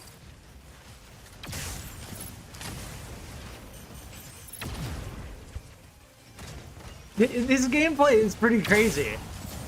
Like, no doubt. Yeah, they were sniping at me because they saw that I was low. I did see someone healing us previously. So there is a healer. Warning. Abnormal EIC haze density. EIC pulse storm incoming. Energy low. Warning. EIC pulse storm. Yeah, the pulse storm makes it so you can't tell who's on your team, right? Key generated at point A.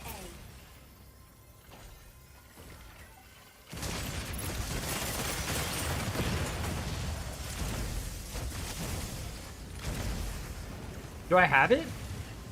No, I didn't pick it up. What? Thought I got it.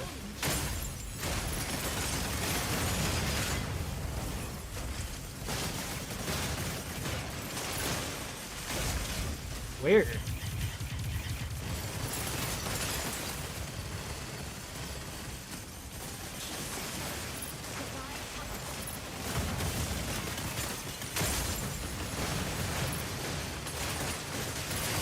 Yeah, I don't even know where I'm getting hit from. I think my whole team just got disappeared. And Falcon needs to go away. There we go. Ooh, interesting. That barrier?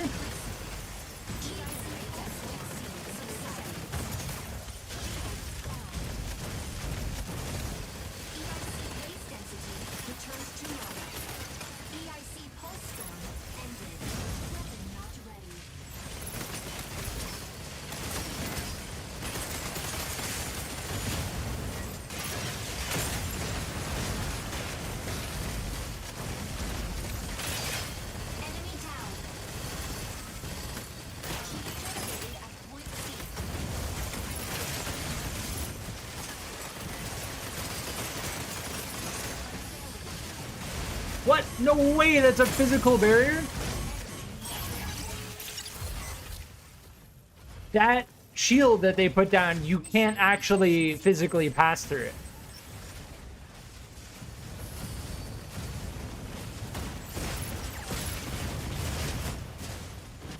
I don't know what mech that is, but they put their shield down and then I couldn't get out of it. So not only can they shoot through it, I can't actually move through it. That's crazy. No damage gets through that. Every shot that I'm hitting with that, on that, is a wasted shot.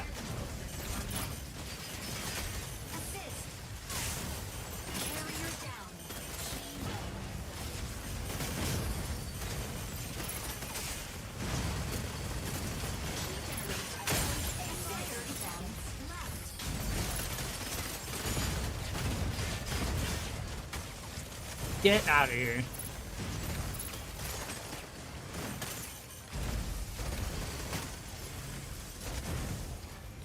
It says it's at A? Where do I even see that?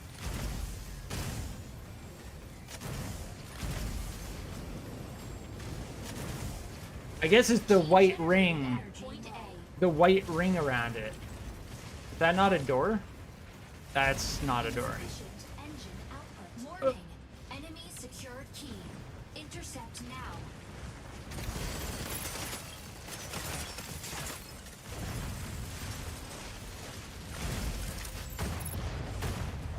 Weapon not ready.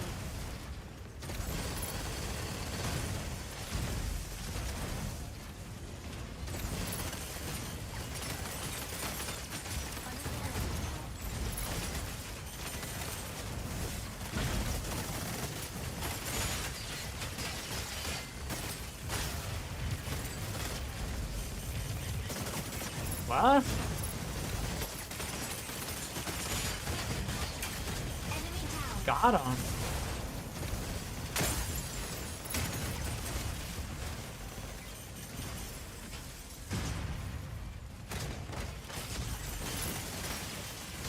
Key generates at point P in 30 seconds.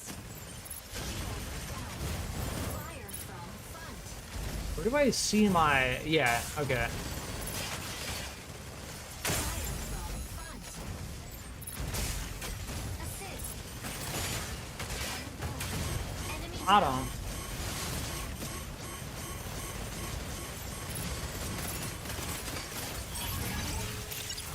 I went into turtle mode and I could not survive. Sequence.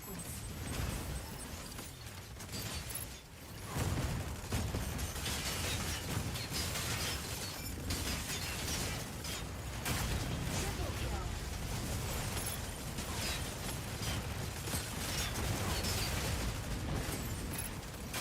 Assist. Ace. Striker red landing area. Switching to burning mode. Yeah, I don't know what mech they're using. Warning. Enemy secured key. Intercept now. Fire control system unlocked.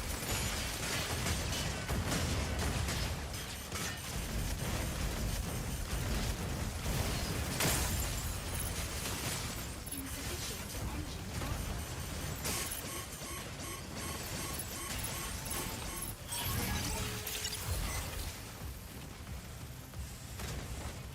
It's looking like tab time. Oh, we're doing our part. We're good, right? Yeah, we're good. When I keep getting slammed like that, I'm like, am I doing my part? I'm doing my part. We're good. This is an actually even match, is what it is. Enemy down. Striker red landing area. Switching to burning mode. Entering combat zone.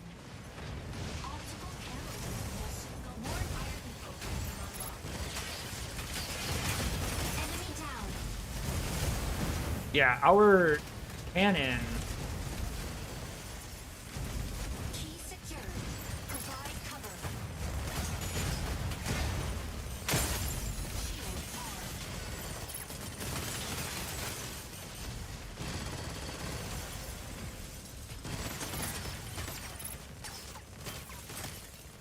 Carrier down. Key null. Battle ends in 60 seconds.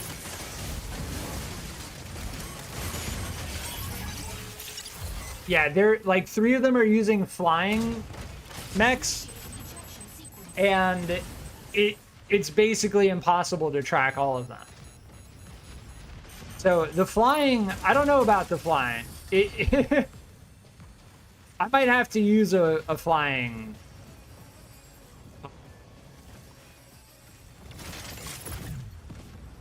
Because that seems very, very powerful. Enemy down. Striker red landing area. Switching to burning mode. It seems like a counter to what I'm using, is what it seems like. Optical camo drone will soon go offline. Fire control system unlocked.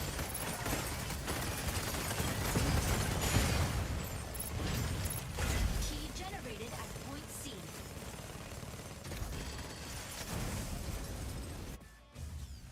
Defeat. Tristro, welcome. There has to be a hard counter? Yeah. To the Flyers, I mean, I feel like the Tricera is a hard counter. I feel like we were doing our part that game. Like, I'll check the scoreboard. I don't think we lost because of me. Just gonna put that out there. That one definitely felt like one where I was not the main reason we lost. Yeah, I was not the main reason we lost.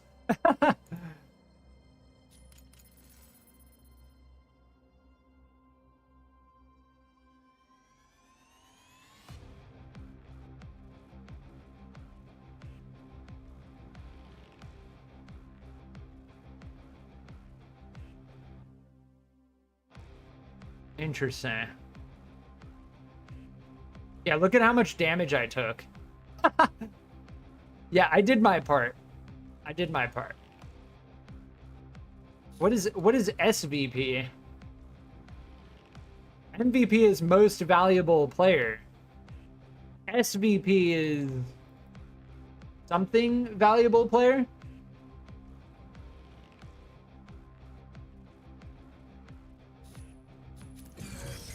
That's fine. You can't win every single round. And most importantly, we did our part. Second valuable player? I guess.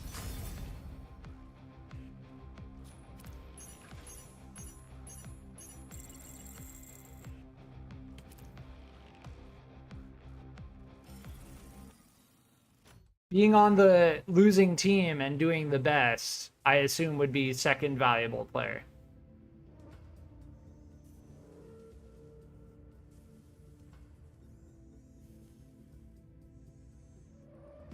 Interesting. All right, so now I'm interested. We can research any of these.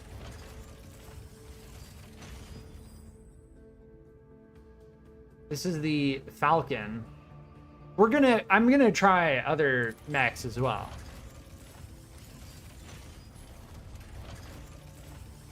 Area cloaking light sniper.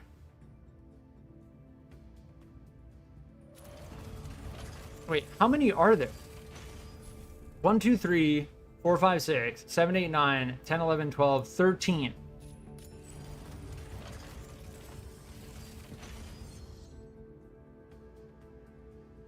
Mirai, welcome.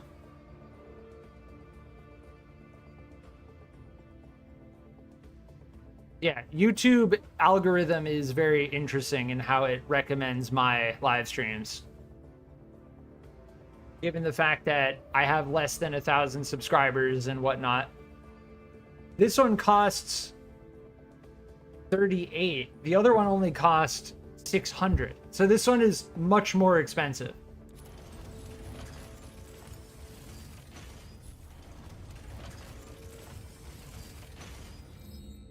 Interesting.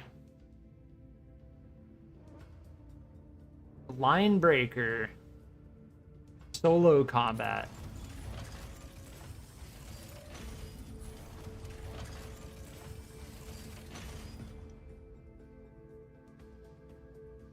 Field maintenance. It would be nice to see a little bit of like a summary as to what they do. So this one repairs friendlies.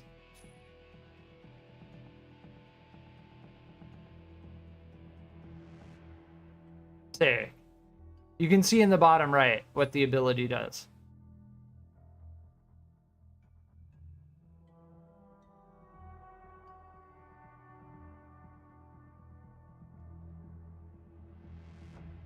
Weird. So you have to be in melee? Robotic arm. Interesting. It says 200 meters to lock on. Repair drone.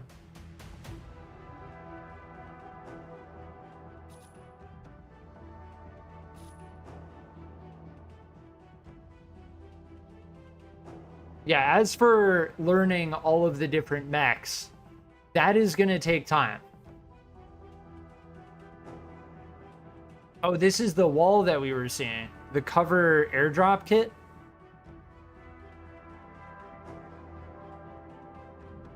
Weird, and you can stack it as well.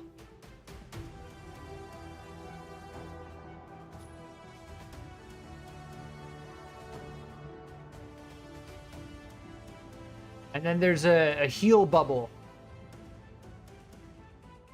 Yeah, we had this placed on us. Interesting.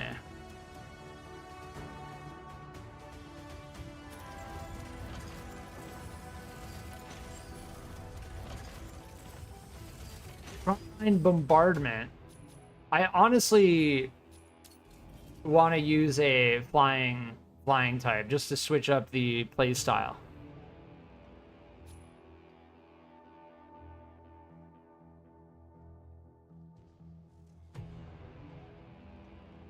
Continuous AoE.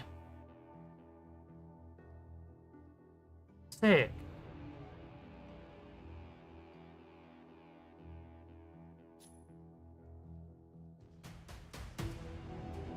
Yeah, aerial assault form.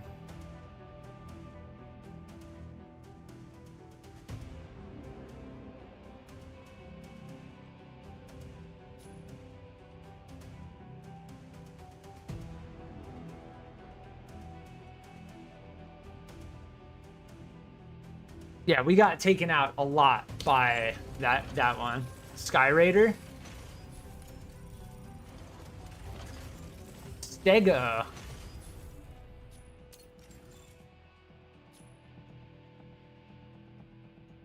Oh, is this the one with the shield? Hold on. That shield is so powerful. Turret form. No, I don't think so. Oh, it is. Micro missile? Wait, what? Yeah. Turret form. It puts that barrier in front of you. And you can't actually move through it, but you can shoot through it.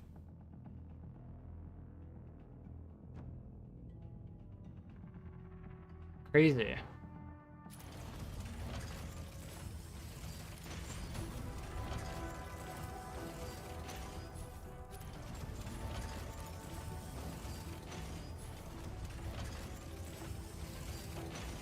Hurricane. Mob suppression.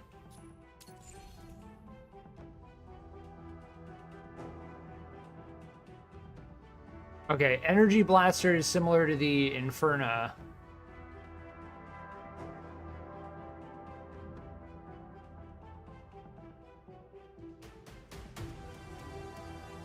Interesting. This is like full defensive style. Yeah, big shield bubble.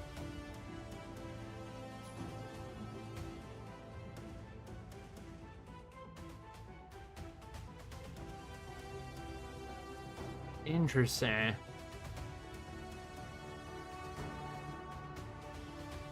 Yeah, and this is similar to the Inferno as well.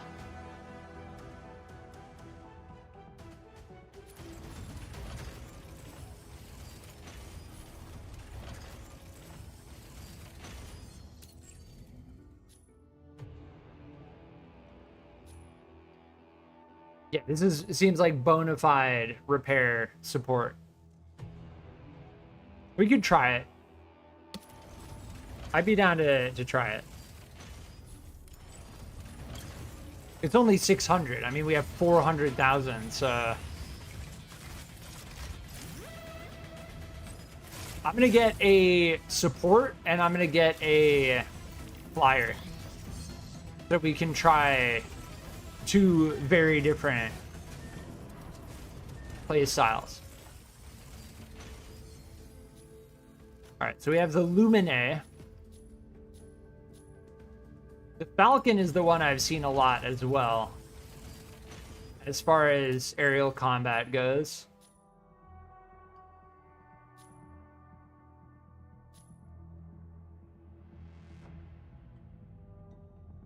Yeah, the heavy missile launcher. I think the one I want is going to be the medium attacker, right? The Sky Raider.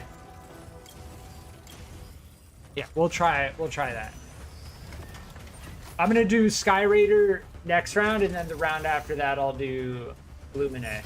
I don't know if you can switch mechs mid-game. I don't think so. I haven't tried that. There might be a way to do it. I'm not sure.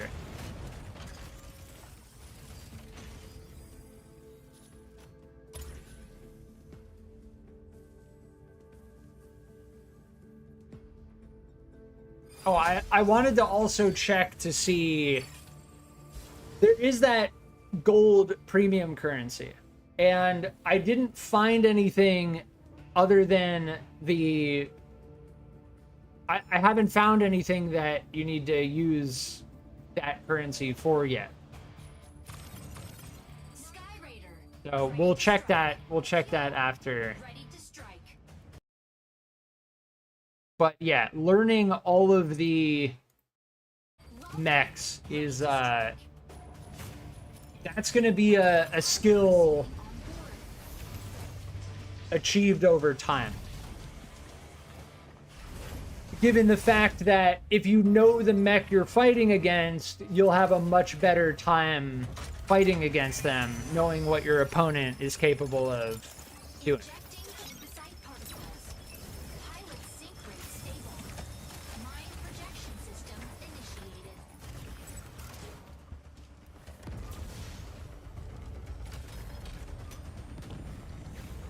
Dismantle the stratum shatterers placed by St. Dinos at the observatory. Shatterers will speed up if not dismantled in time, causing contamination. Reach the target number of dismantled units to halt St. Dinos' plan.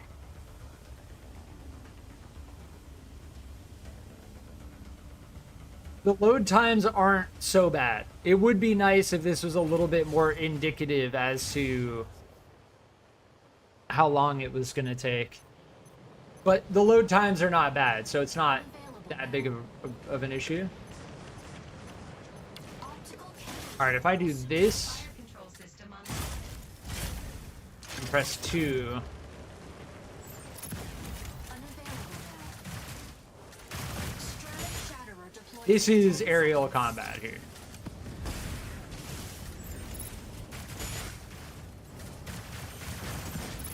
Stratum shatterer deployed. Weapon not ready.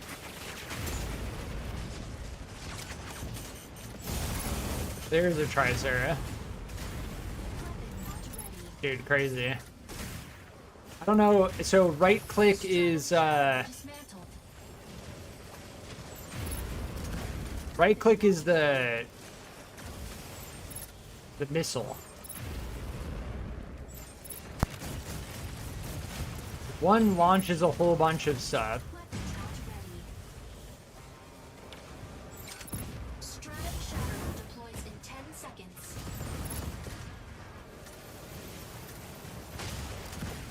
Weapon not ready. Stratum shatterer deployed. 2 is what gets us out of flying mode. And as far as I can tell, Stratum shatterer deploys in 10 seconds. you don't ever really want to be outside of flying mode.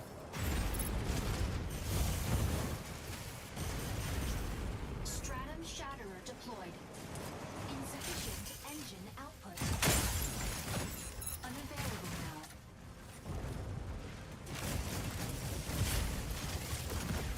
Weapon not ready. Assist. Percent. Yeah, I'm thinking I like Tricera playstyle a little more. Stratum shatterer deploys in 10 seconds.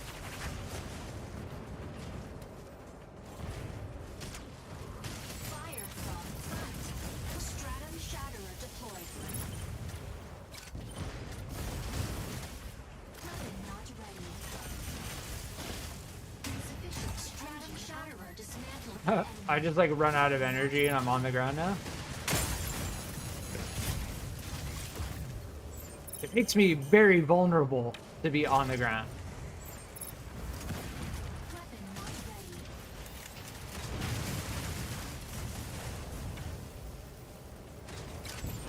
Definitely a different play style.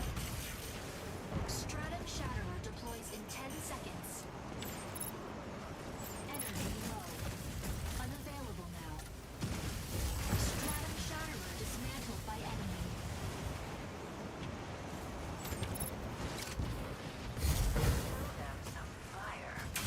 Enemy down.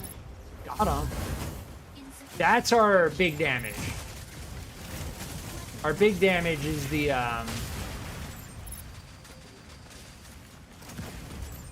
not ready.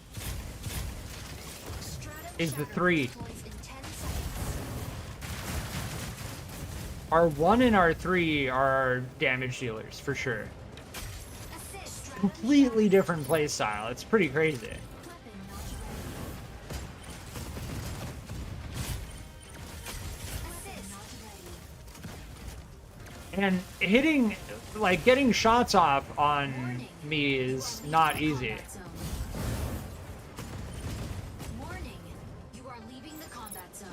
I too high or something? Warning. You are leaving the combat zone. I think I was too high in the air.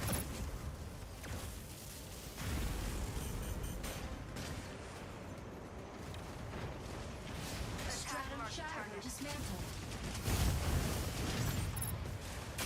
Assist. Weapon not ready.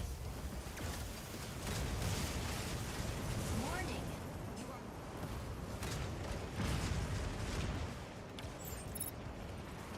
energy low. Stratum shatterer dismantled. Got him. Yeah, completely different play style. It's totally like opportunistic, right? Rather than Weapon not ready. Stratum shatterer deployed. Fire from front. Stratum shatterer dismantled. out of energy. Stratum shatterer deploys in 10 seconds. Weapon not ready.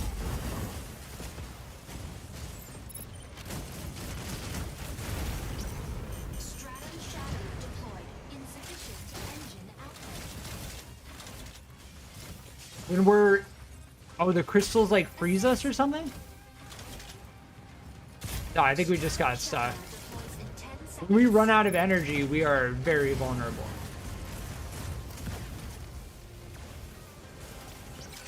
Stratum shatterer deployed.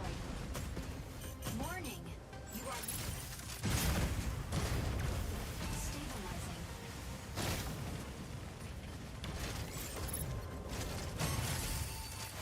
Stratum shatterer dismantled by enemy.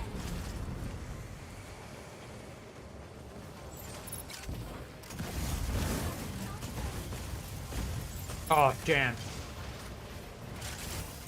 Assist.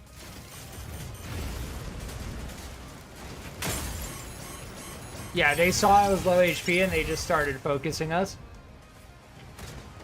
Stratum shatterer deploys in 10 seconds. I was low HP for a while though, so... Enemy down.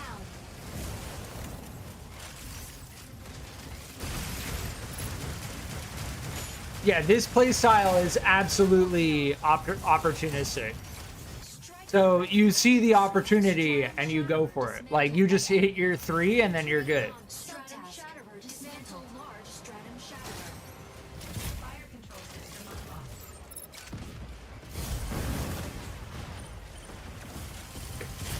I need to stop pressing too.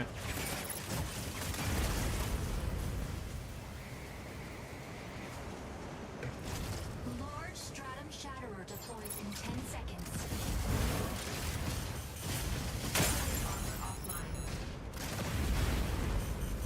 Large stratum shatterer deployed.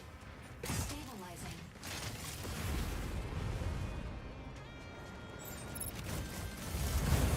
Weapon not ready. Armor offline.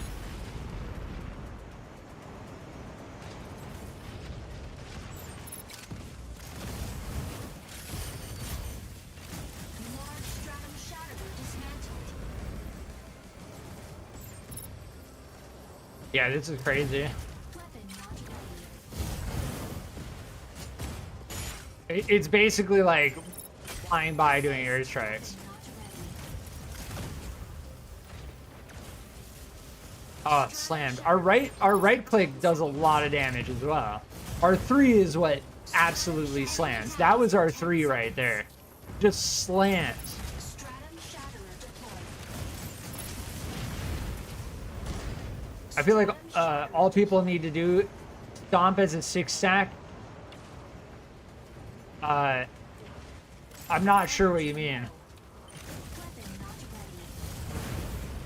I feel like if you're talking about the matchmaking, I don't know exactly how the matchmaking works.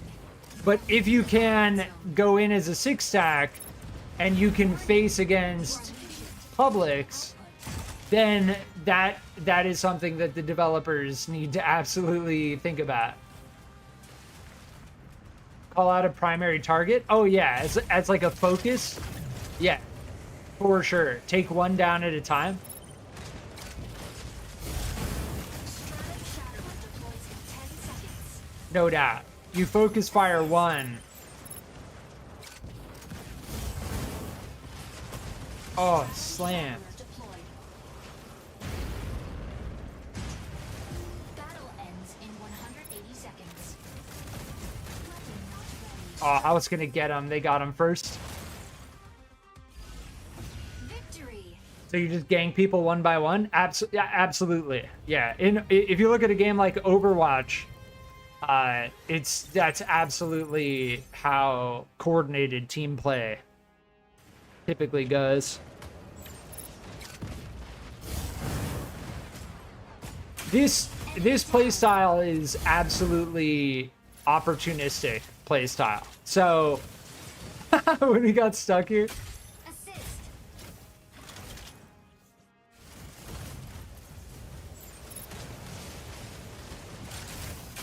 Assist.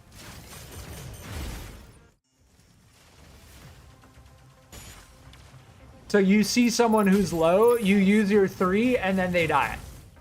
Or you get an assist by at least like helping with that last bit of damage. Enemy down in 10 seconds. Yeah. Stratum Shatterer deploys in 10 seconds. Assist. I can imagine coordinated team play will be pretty crazy.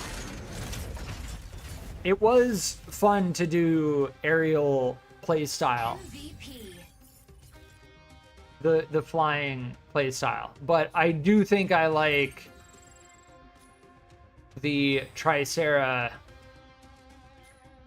the most as like a brawler that's relatively versatile.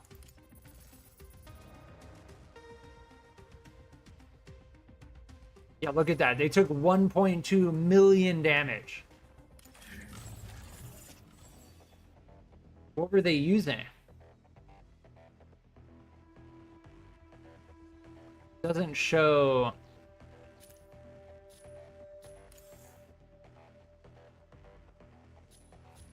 I think that is the Tricera. Yeah.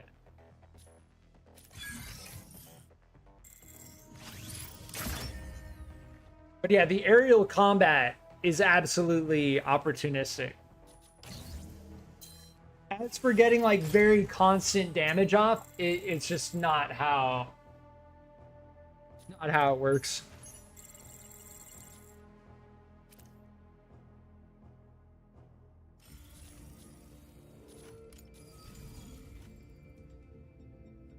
Yeah, that was the Sky Raider.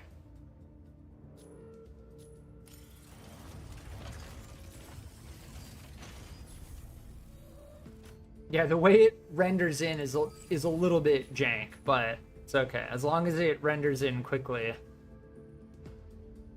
Yeah, we tried the Inferno. We tried the Sky Raider. The Alice-ness is the intro. I guess we technically... I played this one first. It's like a very balanced... you have the energy autocannon.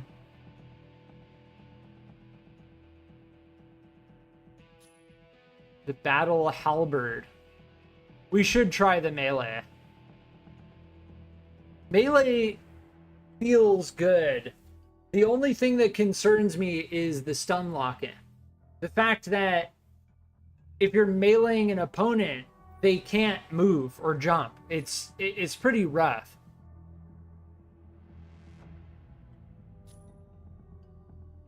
Yeah, this is the starter.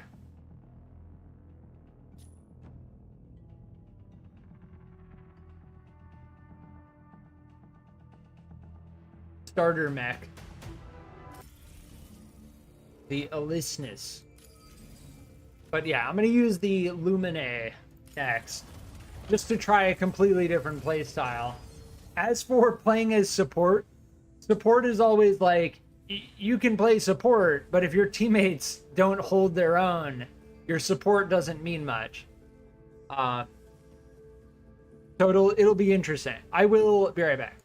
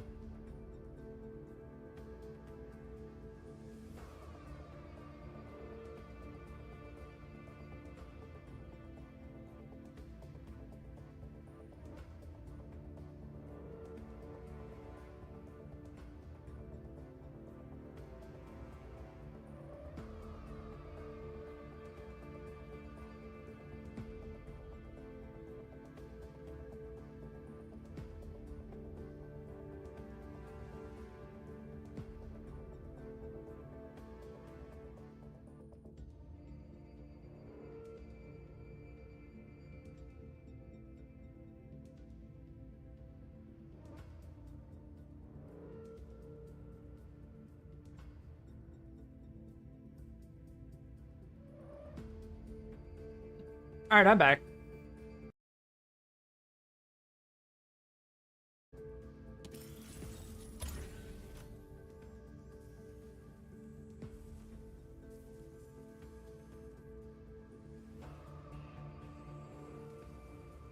Yeah, I think this is also the first LITE mech that I've used.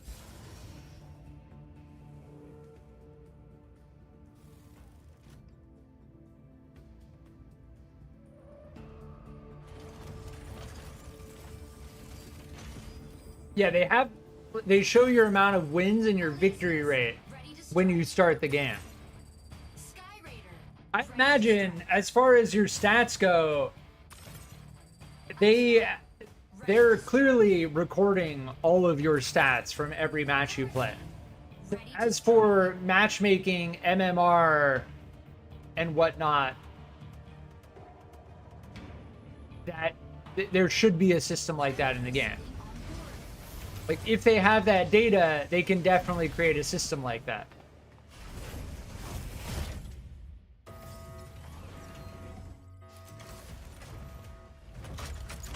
Because if we go from point A to point Z, right? What does a game look like this a year after release?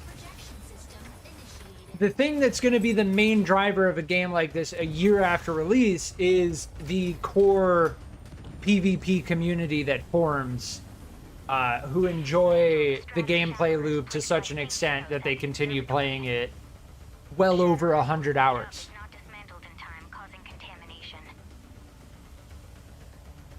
Reach the target number of dismantled units to halt Saintinos' plan.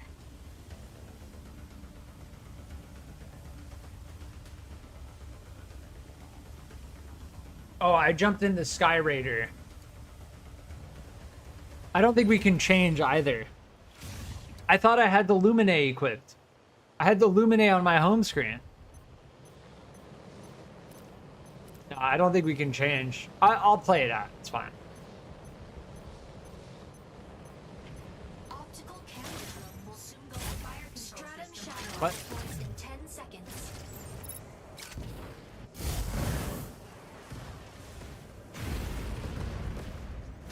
Stratum shatterer deployed.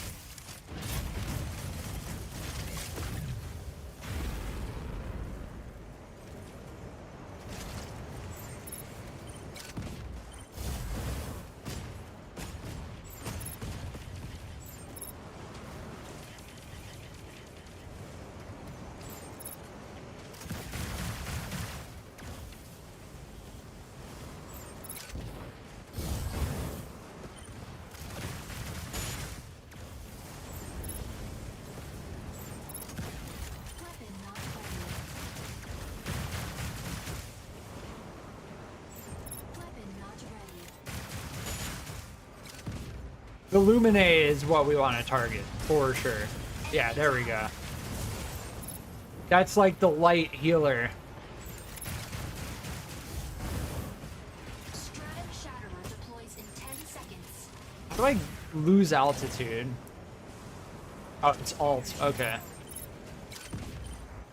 Stratum shatterer deployed.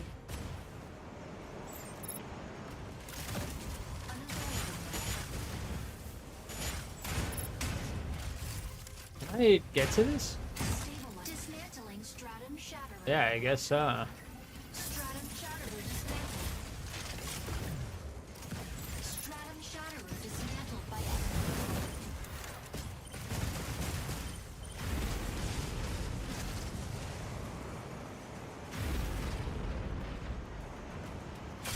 assist.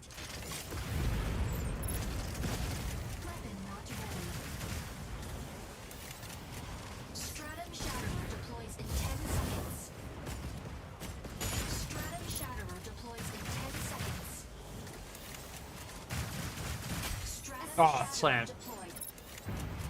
I feel bad about going for the same person over and over again. Deployed. Weapon not ready. Assist. Weapon not ready. Weapon not ready. Warning.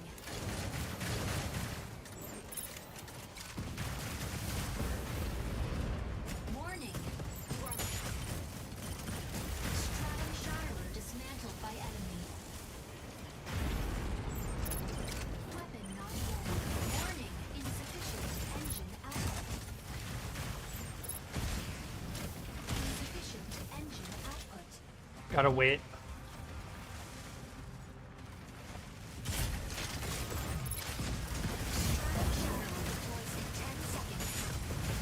Stratum Shatterer deploys in 10 seconds. Weapon not ready. Assist.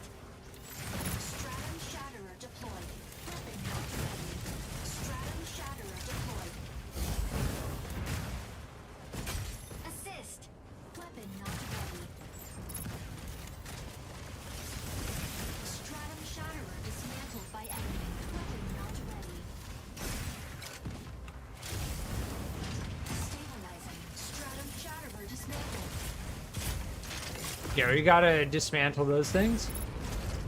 I like the game modes. We have gotten 2 of the same game mode in a row. But I assume Stratum Shatterer deploys in 10 seconds. that's because I Weapon not ready. Stratum Shatterer deploys. did not choose a different mission.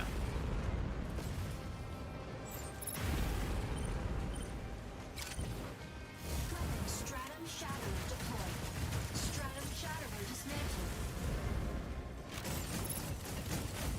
Weapon not ready.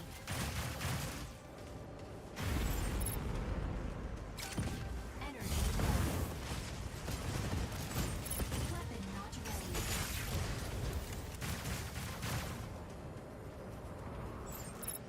Weapon not ready. Stratum Shatterer deploys in 10 seconds. Insufficient engine output. Weapon not ready. Stratum Shatterer deployed.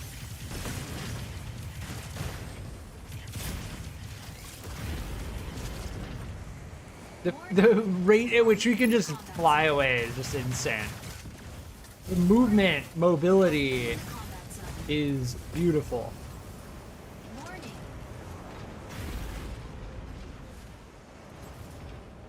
Stratum Shatterer dismantled.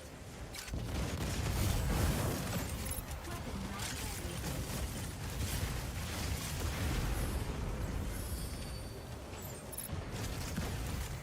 Warning. You are leaving the combat zone. Stratum Shatterer dismantled. Large Stratum Shatterer. Enemy down. Got the last hit on him. Weapon not ready.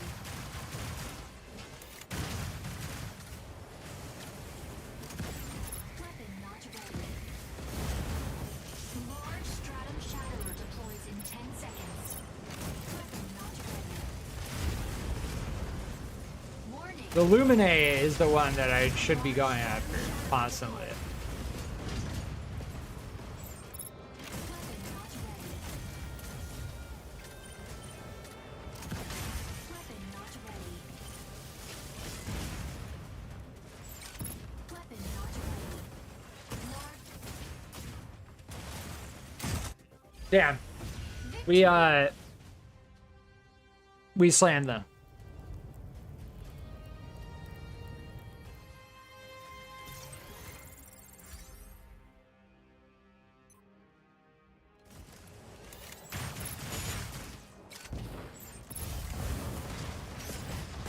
Yeah, Enemy down. I feel bad for that Lumine. I'm still gonna play as Lumine next round. Stratum Shatterer deploys in 10 seconds.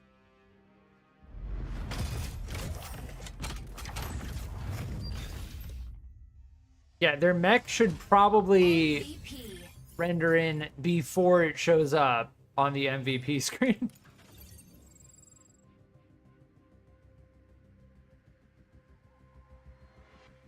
Nice, we hung in there. That was a stomp. That was honestly a stomp. They went 8-0.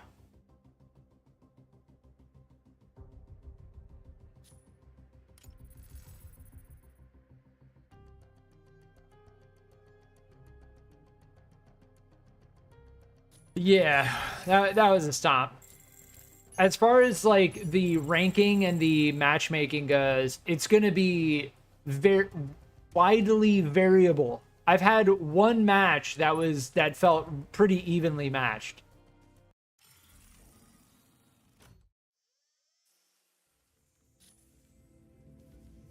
Yeah, I think before the, well, let me check. So the Matrix contract, or no, tactical station. I wanted to also check this. So what do we use? Oh, it just says coming soon. Okay. So there is a premium currency, and it just, when I click it, it just says coming soon. As for what you actually use the premium currency to buy, I don't know. I have no idea.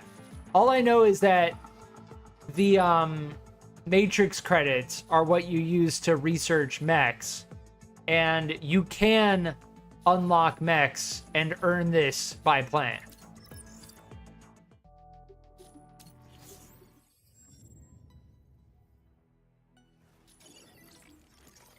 Mission accepted. Please plan accordingly. Yeah, Mission Battlefield, I accepted. think. What did we play Please plan last? accordingly. Battlefield. So let's switch it to something else. Mission accepted. Please plan accordingly. New mission available. Please check the details.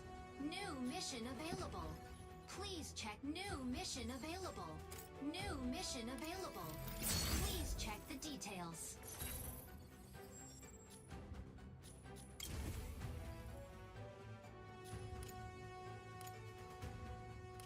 Wait, what?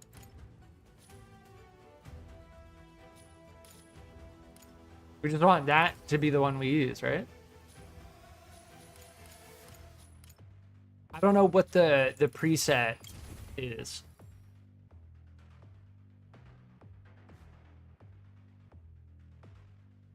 I mean, I know what a preset is, obviously, but I don't know why you would want a preset. I assume if you have different builds on your different mechs, you might want to save a preset. That's what I'm gonna assume. They have a victory rate of 61%. That's fine. All right, we've got to switch Ready to strike. before we ready up. There you go.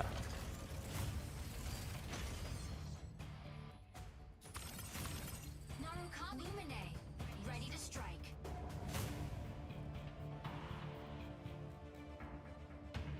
Oh, is this showing our team composition here? Or no, that's just showing the Lumine.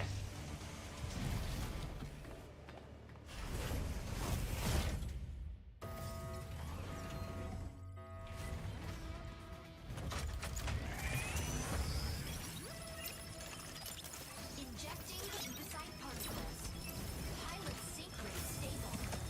Mind projection system initiated.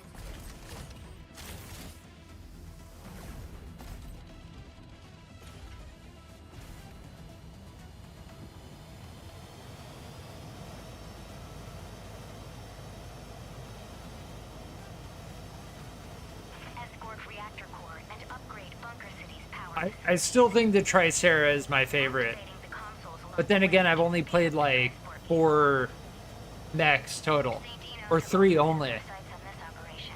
Be sure to complete the escort before then. The Tricera, the Inferno, and the flying one that we just... And we're trying the Lumine right now. The Lumine being a hard support, hard light support character. Console A activates in 20 seconds. Fire from front. I don't know. Unavailable now.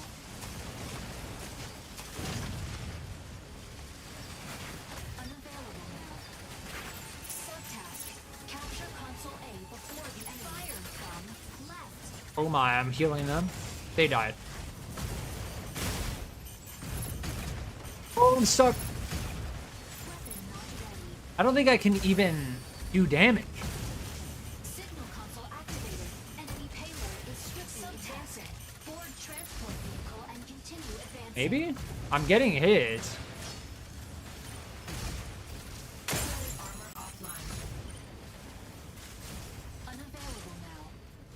We're getting slammed. Our team is getting absolutely demolished. I'm stuck in a box. Welkin? So that's like a melee character that creates a box around you.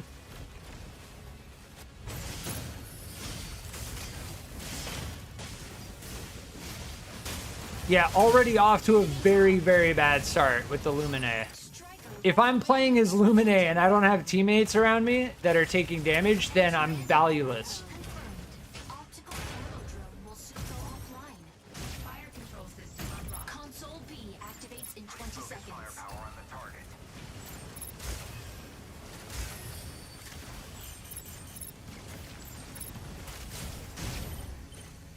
Unavailable now.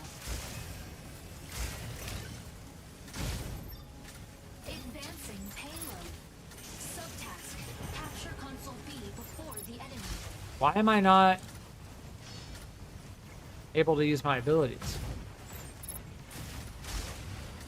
Dude, if I get zapped by them, I'm like instantly dead. Advancing payload. Assist.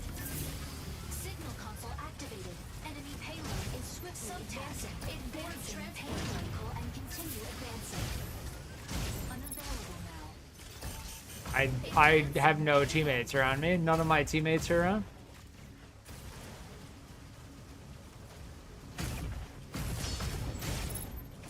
Unavailable. Assist.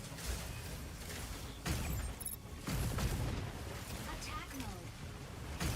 Oh, so we can switch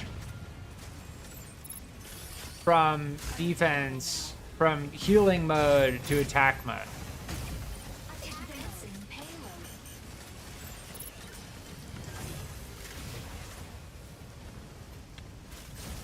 Unavailable now. Yeah, we can do damage while we're in this mode.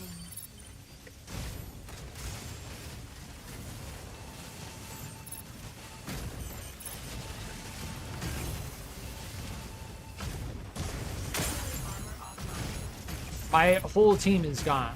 Warning. You are leaving the combat zone. Yeah, we're getting stomped. Warning. You are I have to play as Tricera. C activates in 20 seconds. Unavailable now. Assist. Weapon not ready. On a subtask, capture console C before the enemy. Unavailable now. Warning, you are leaving the combat zone.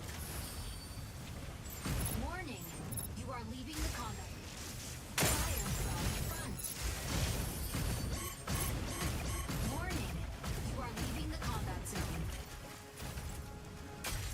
Can I self heal? Warning, I think you so. are leaving the combat zone. Warning, you are leaving the combat zone. Warning, you are leaving the combat zone. Dude, I need to play as Tri. Unavailable Yeah. now.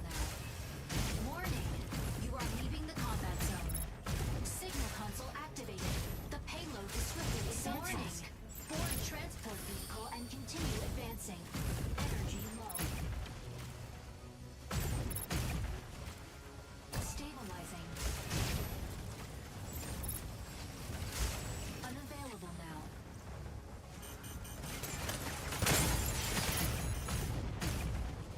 Fire from front. Unavailable now.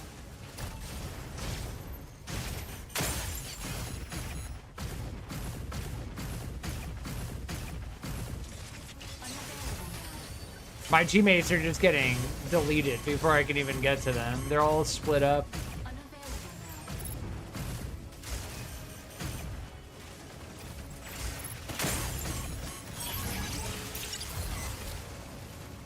Yeah, so never play Lumine. Ejection sequence. If you if you don't have any team communication, you just can't. Like in pubbies, you just can't play as support. I would be getting so much damage off if I was playing as Tricera or Inferno. Enemy down. But yeah, we're slammed. Landing area confirmed. This round we are absolutely slammed. Landing area confirmed. Optical camo drone will soon go offline. Auto fire control system unlocked. Unavailable now.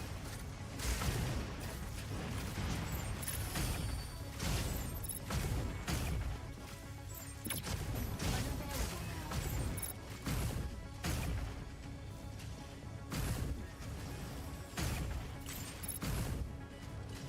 Energy low. The thing is, like, if I'm healing my teammates, then I'm not doing damage. Sure, I'm keeping them alive longer, but it doesn't add up, you know?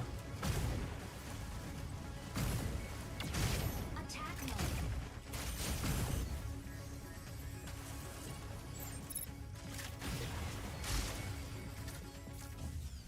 Defeat. So that was our first time playing Lumine.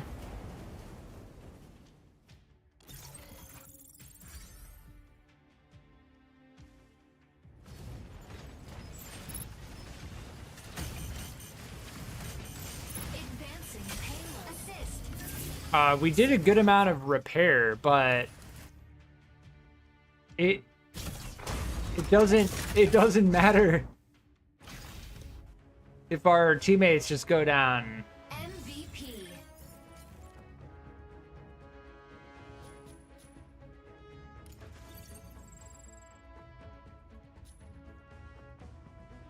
Yeah, we got stomped. Yeah, as far as repair goes, that's not that much. Yeah, like my play style, the way I enjoy playing, I like being a heavy brawler because I can take hits while doing damage. As far as using a light support, it's just not gonna happen in public.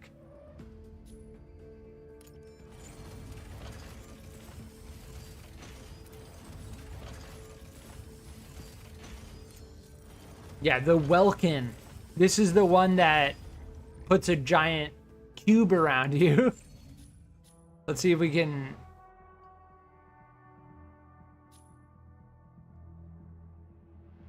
Heavy battle axe. Yeah, they're melee oriented. Yes, the stasis field. If you trap an enemy in this...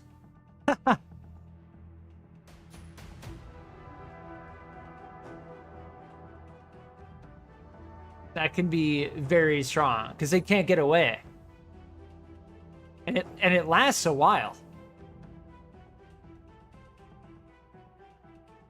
Yeah, very, very clearly melee oriented. So you use stasis field, trap them, heavy battle axe, boomerang drone, and you do an insane amount of damage.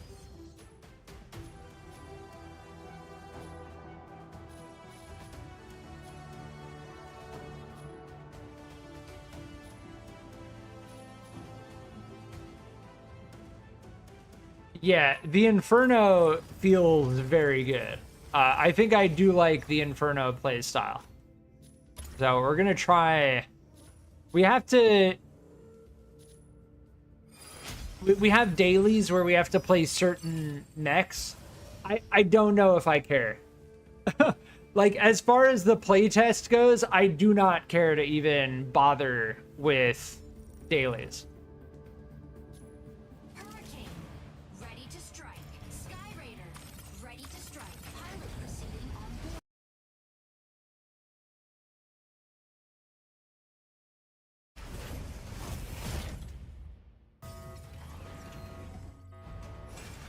Like, I only do dailies in a game if I actually care to get some type of cosmetic. That's pretty much it. That's pretty much it. Like, you're not gonna see me bother to do any type of daily in any game unless there's some awesome cosmetic that you can't get any other way.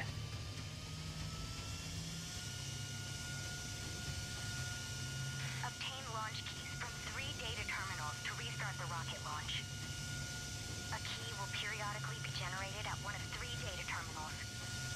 Yeah, our team's looking pretty balanced. And upload the keys to Our team composition last round was completely out of whack. Learning what the mechs do and what your teammates are going is important in deciding what to go for. Key generates at point B in 60 seconds.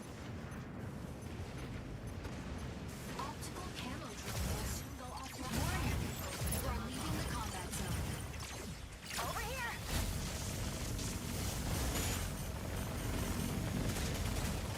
Stabilizing. Stabilizing.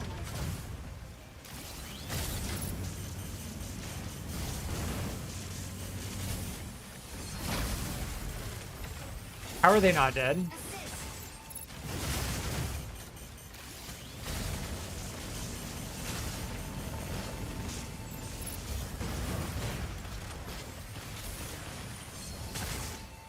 They cancel your attack as well? That's fantastic.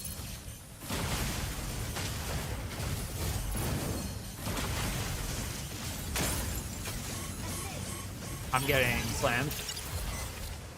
Key generated at point B. Initiating ejection sequence. They cancel your charge up attack if they melee you.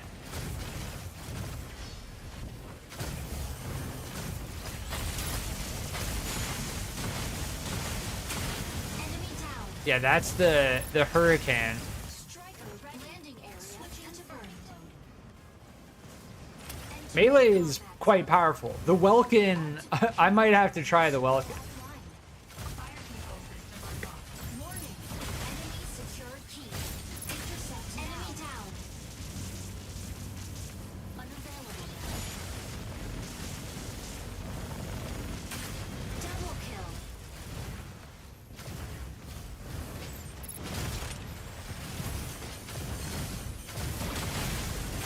Assist. Enemy carrier down. Key intercepted. Weapon not ready. Insufficient engine output. Key generates at point C in 30 seconds.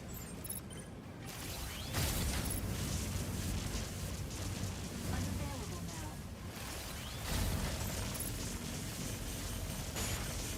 You're just gonna hang out and view. Let's go. Energy low. Stabilizing.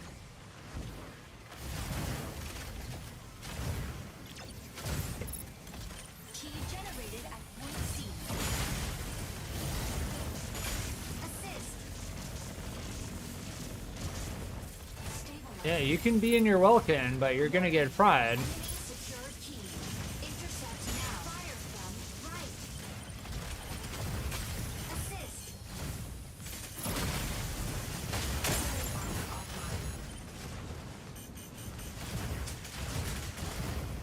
Insufficient engine output. Armor offline.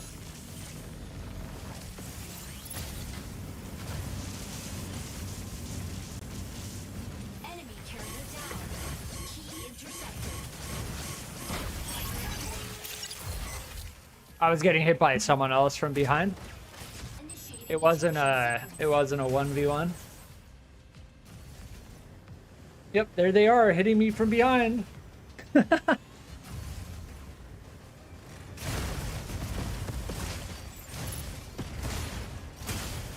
down. Striker red landing area. Switching to burning mode. Entering combat zone. Yeah, gameplay feels good. Soon go warning.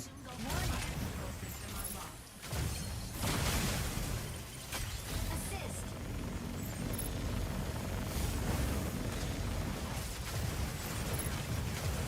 Energy low. Key generated at point B.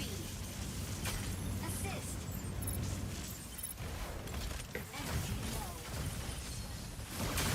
Enemy down. Assist. Ooh, their assault just got deleted. Double kill. Obtaining key. Give me the key. Key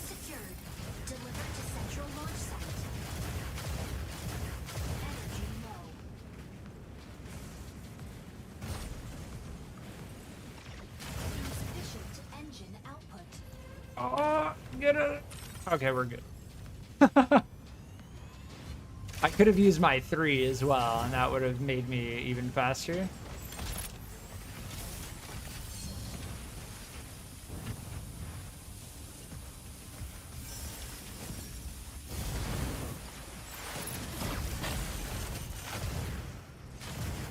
Key generates at point A in 30 seconds. Did we get it?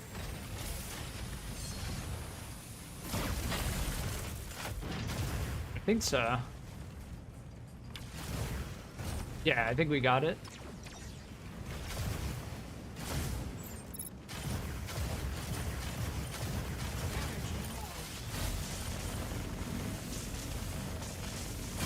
Assist. Insufficient engine output. Key generated at point A.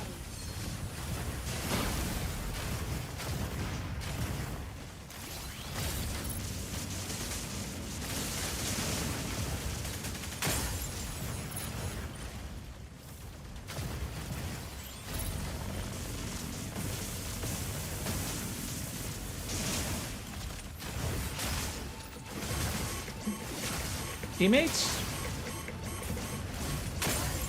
Enemy secure key. Intercept now.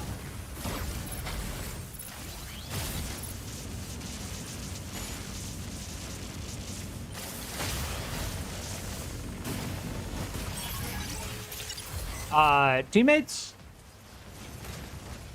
Initiating ejection sequence.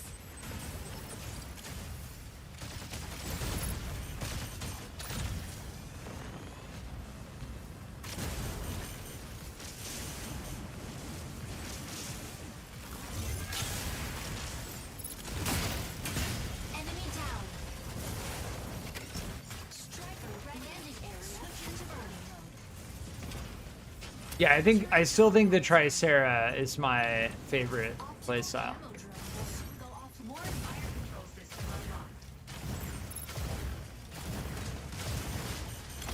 Stabilizing. Warning. Abnormal EIC haze density.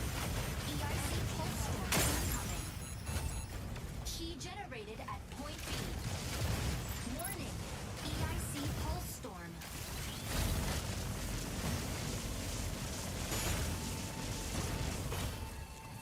If you want to go in for it, have fun with that. Enemy secure key.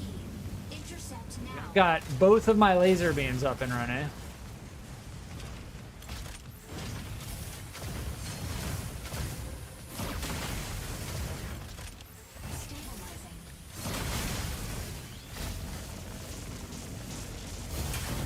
Stabilizing. They just ran right into my laser. Intercepted.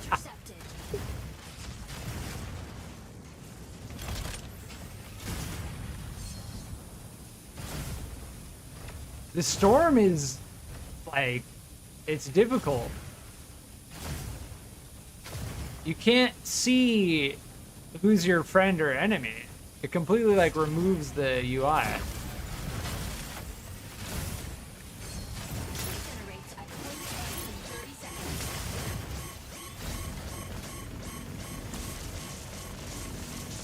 EIC haze density decreasing.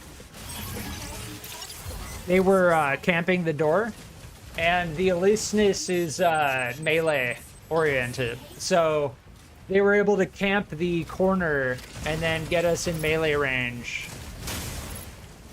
See that? They were camping the door.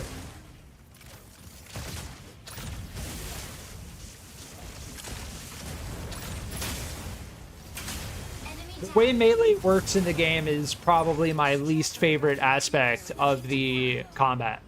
Because once you get melee locked, you feel like you can't do anything. You're just like sitting there waiting. It's like, it's not... yeah, what about that is enjoyable? I don't know if anyone enjoys that.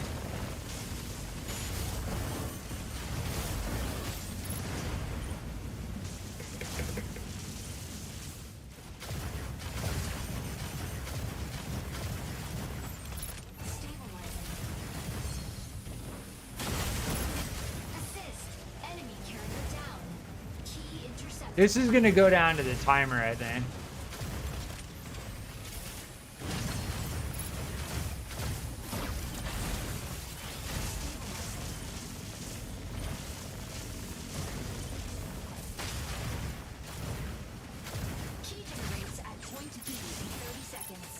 Oh, they canceled my ability? That's fantastic. Melee is very powerful. But then again, so is range.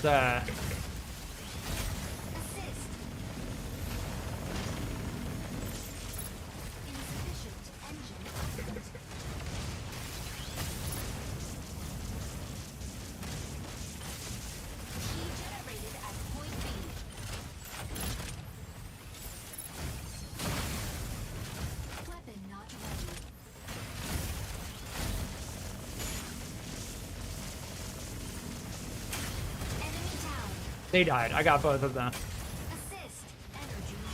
Battle ends in 60 seconds. I've got to be careful about spamming jump like that.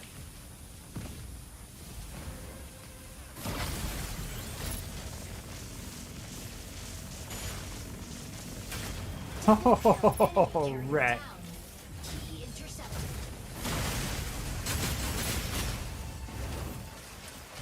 Weapon not ready. Battle ends in 30 seconds. I love the Inferno because you also have that mobility.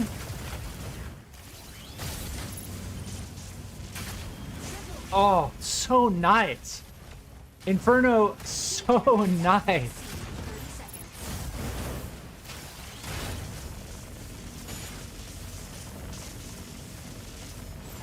Stabilizing. Weapon not ready. GG's. Victory. Yeah, the Inferno may be my favorite. Just because it's such a solid balance of mobility, tankiness, and damage output.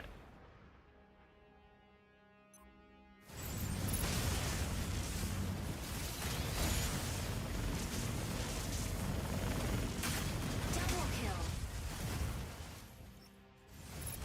I think the Inferno may be my favorite. That laser beam is no joke.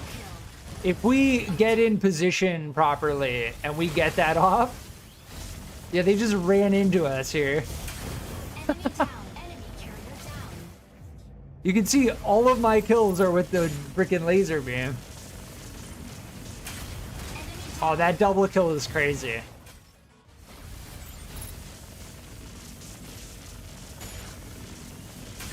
double kill. Nice. Carrier down. That was a good one. Definitely a good one. As for playing as a hard support like Lumine, MVP. I don't recommend it. Yeah, getting MVP as a challenge is very difficult. Because look, I had 13.1, they had 13.4. You know, if you have someone really good on your team, good luck getting MVP.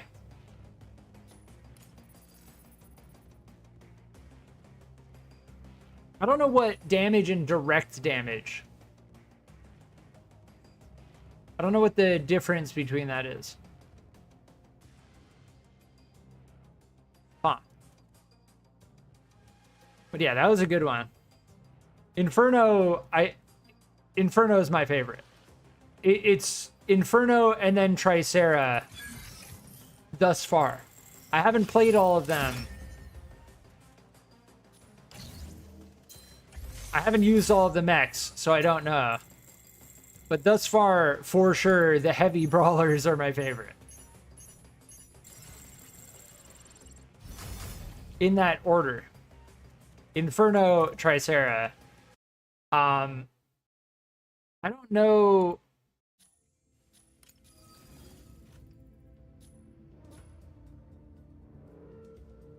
The Elisnus, like, it's okay. It's kind of more melee oriented.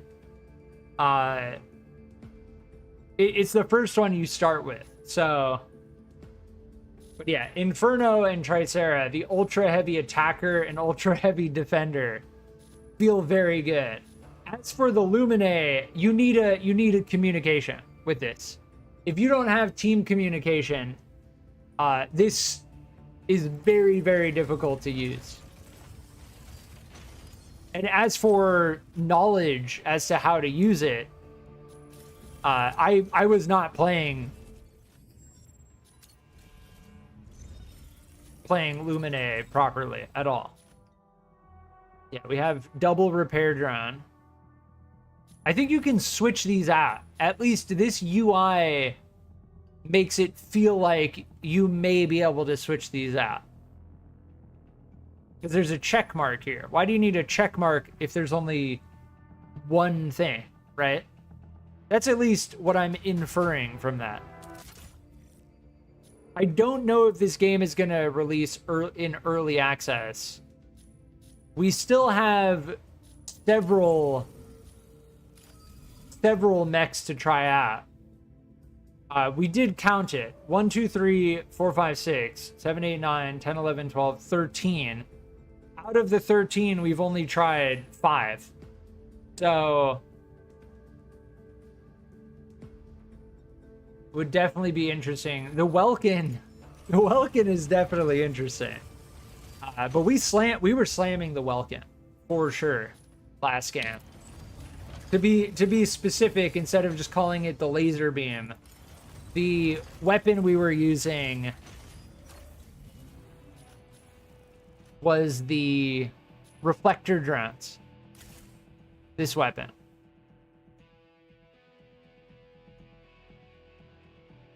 Is very good, but we're extremely immobile while we're using it. But yeah, I am going to leave the stream here. I most likely will be coming back to this. I still want to try the other mechs in the game. And the gameplay is quite satisfying. I do recommend trying this. There are only 2 more days in the technical playtest. And as for when it'll open up again, I have no idea. I requested access to this game about 4 days ago, so it wasn't instant on Steam. Regardless, I may very well be coming back to this in the future before the technical test ends. Let me just check that quickly before I end the stream. Yes, the 13th. So in 2 days, on Tuesday, is when the test schedule will end. But yeah, if you've been enjoying my live streams, please consider liking and subscribing, and I will be on in the future. Thank you.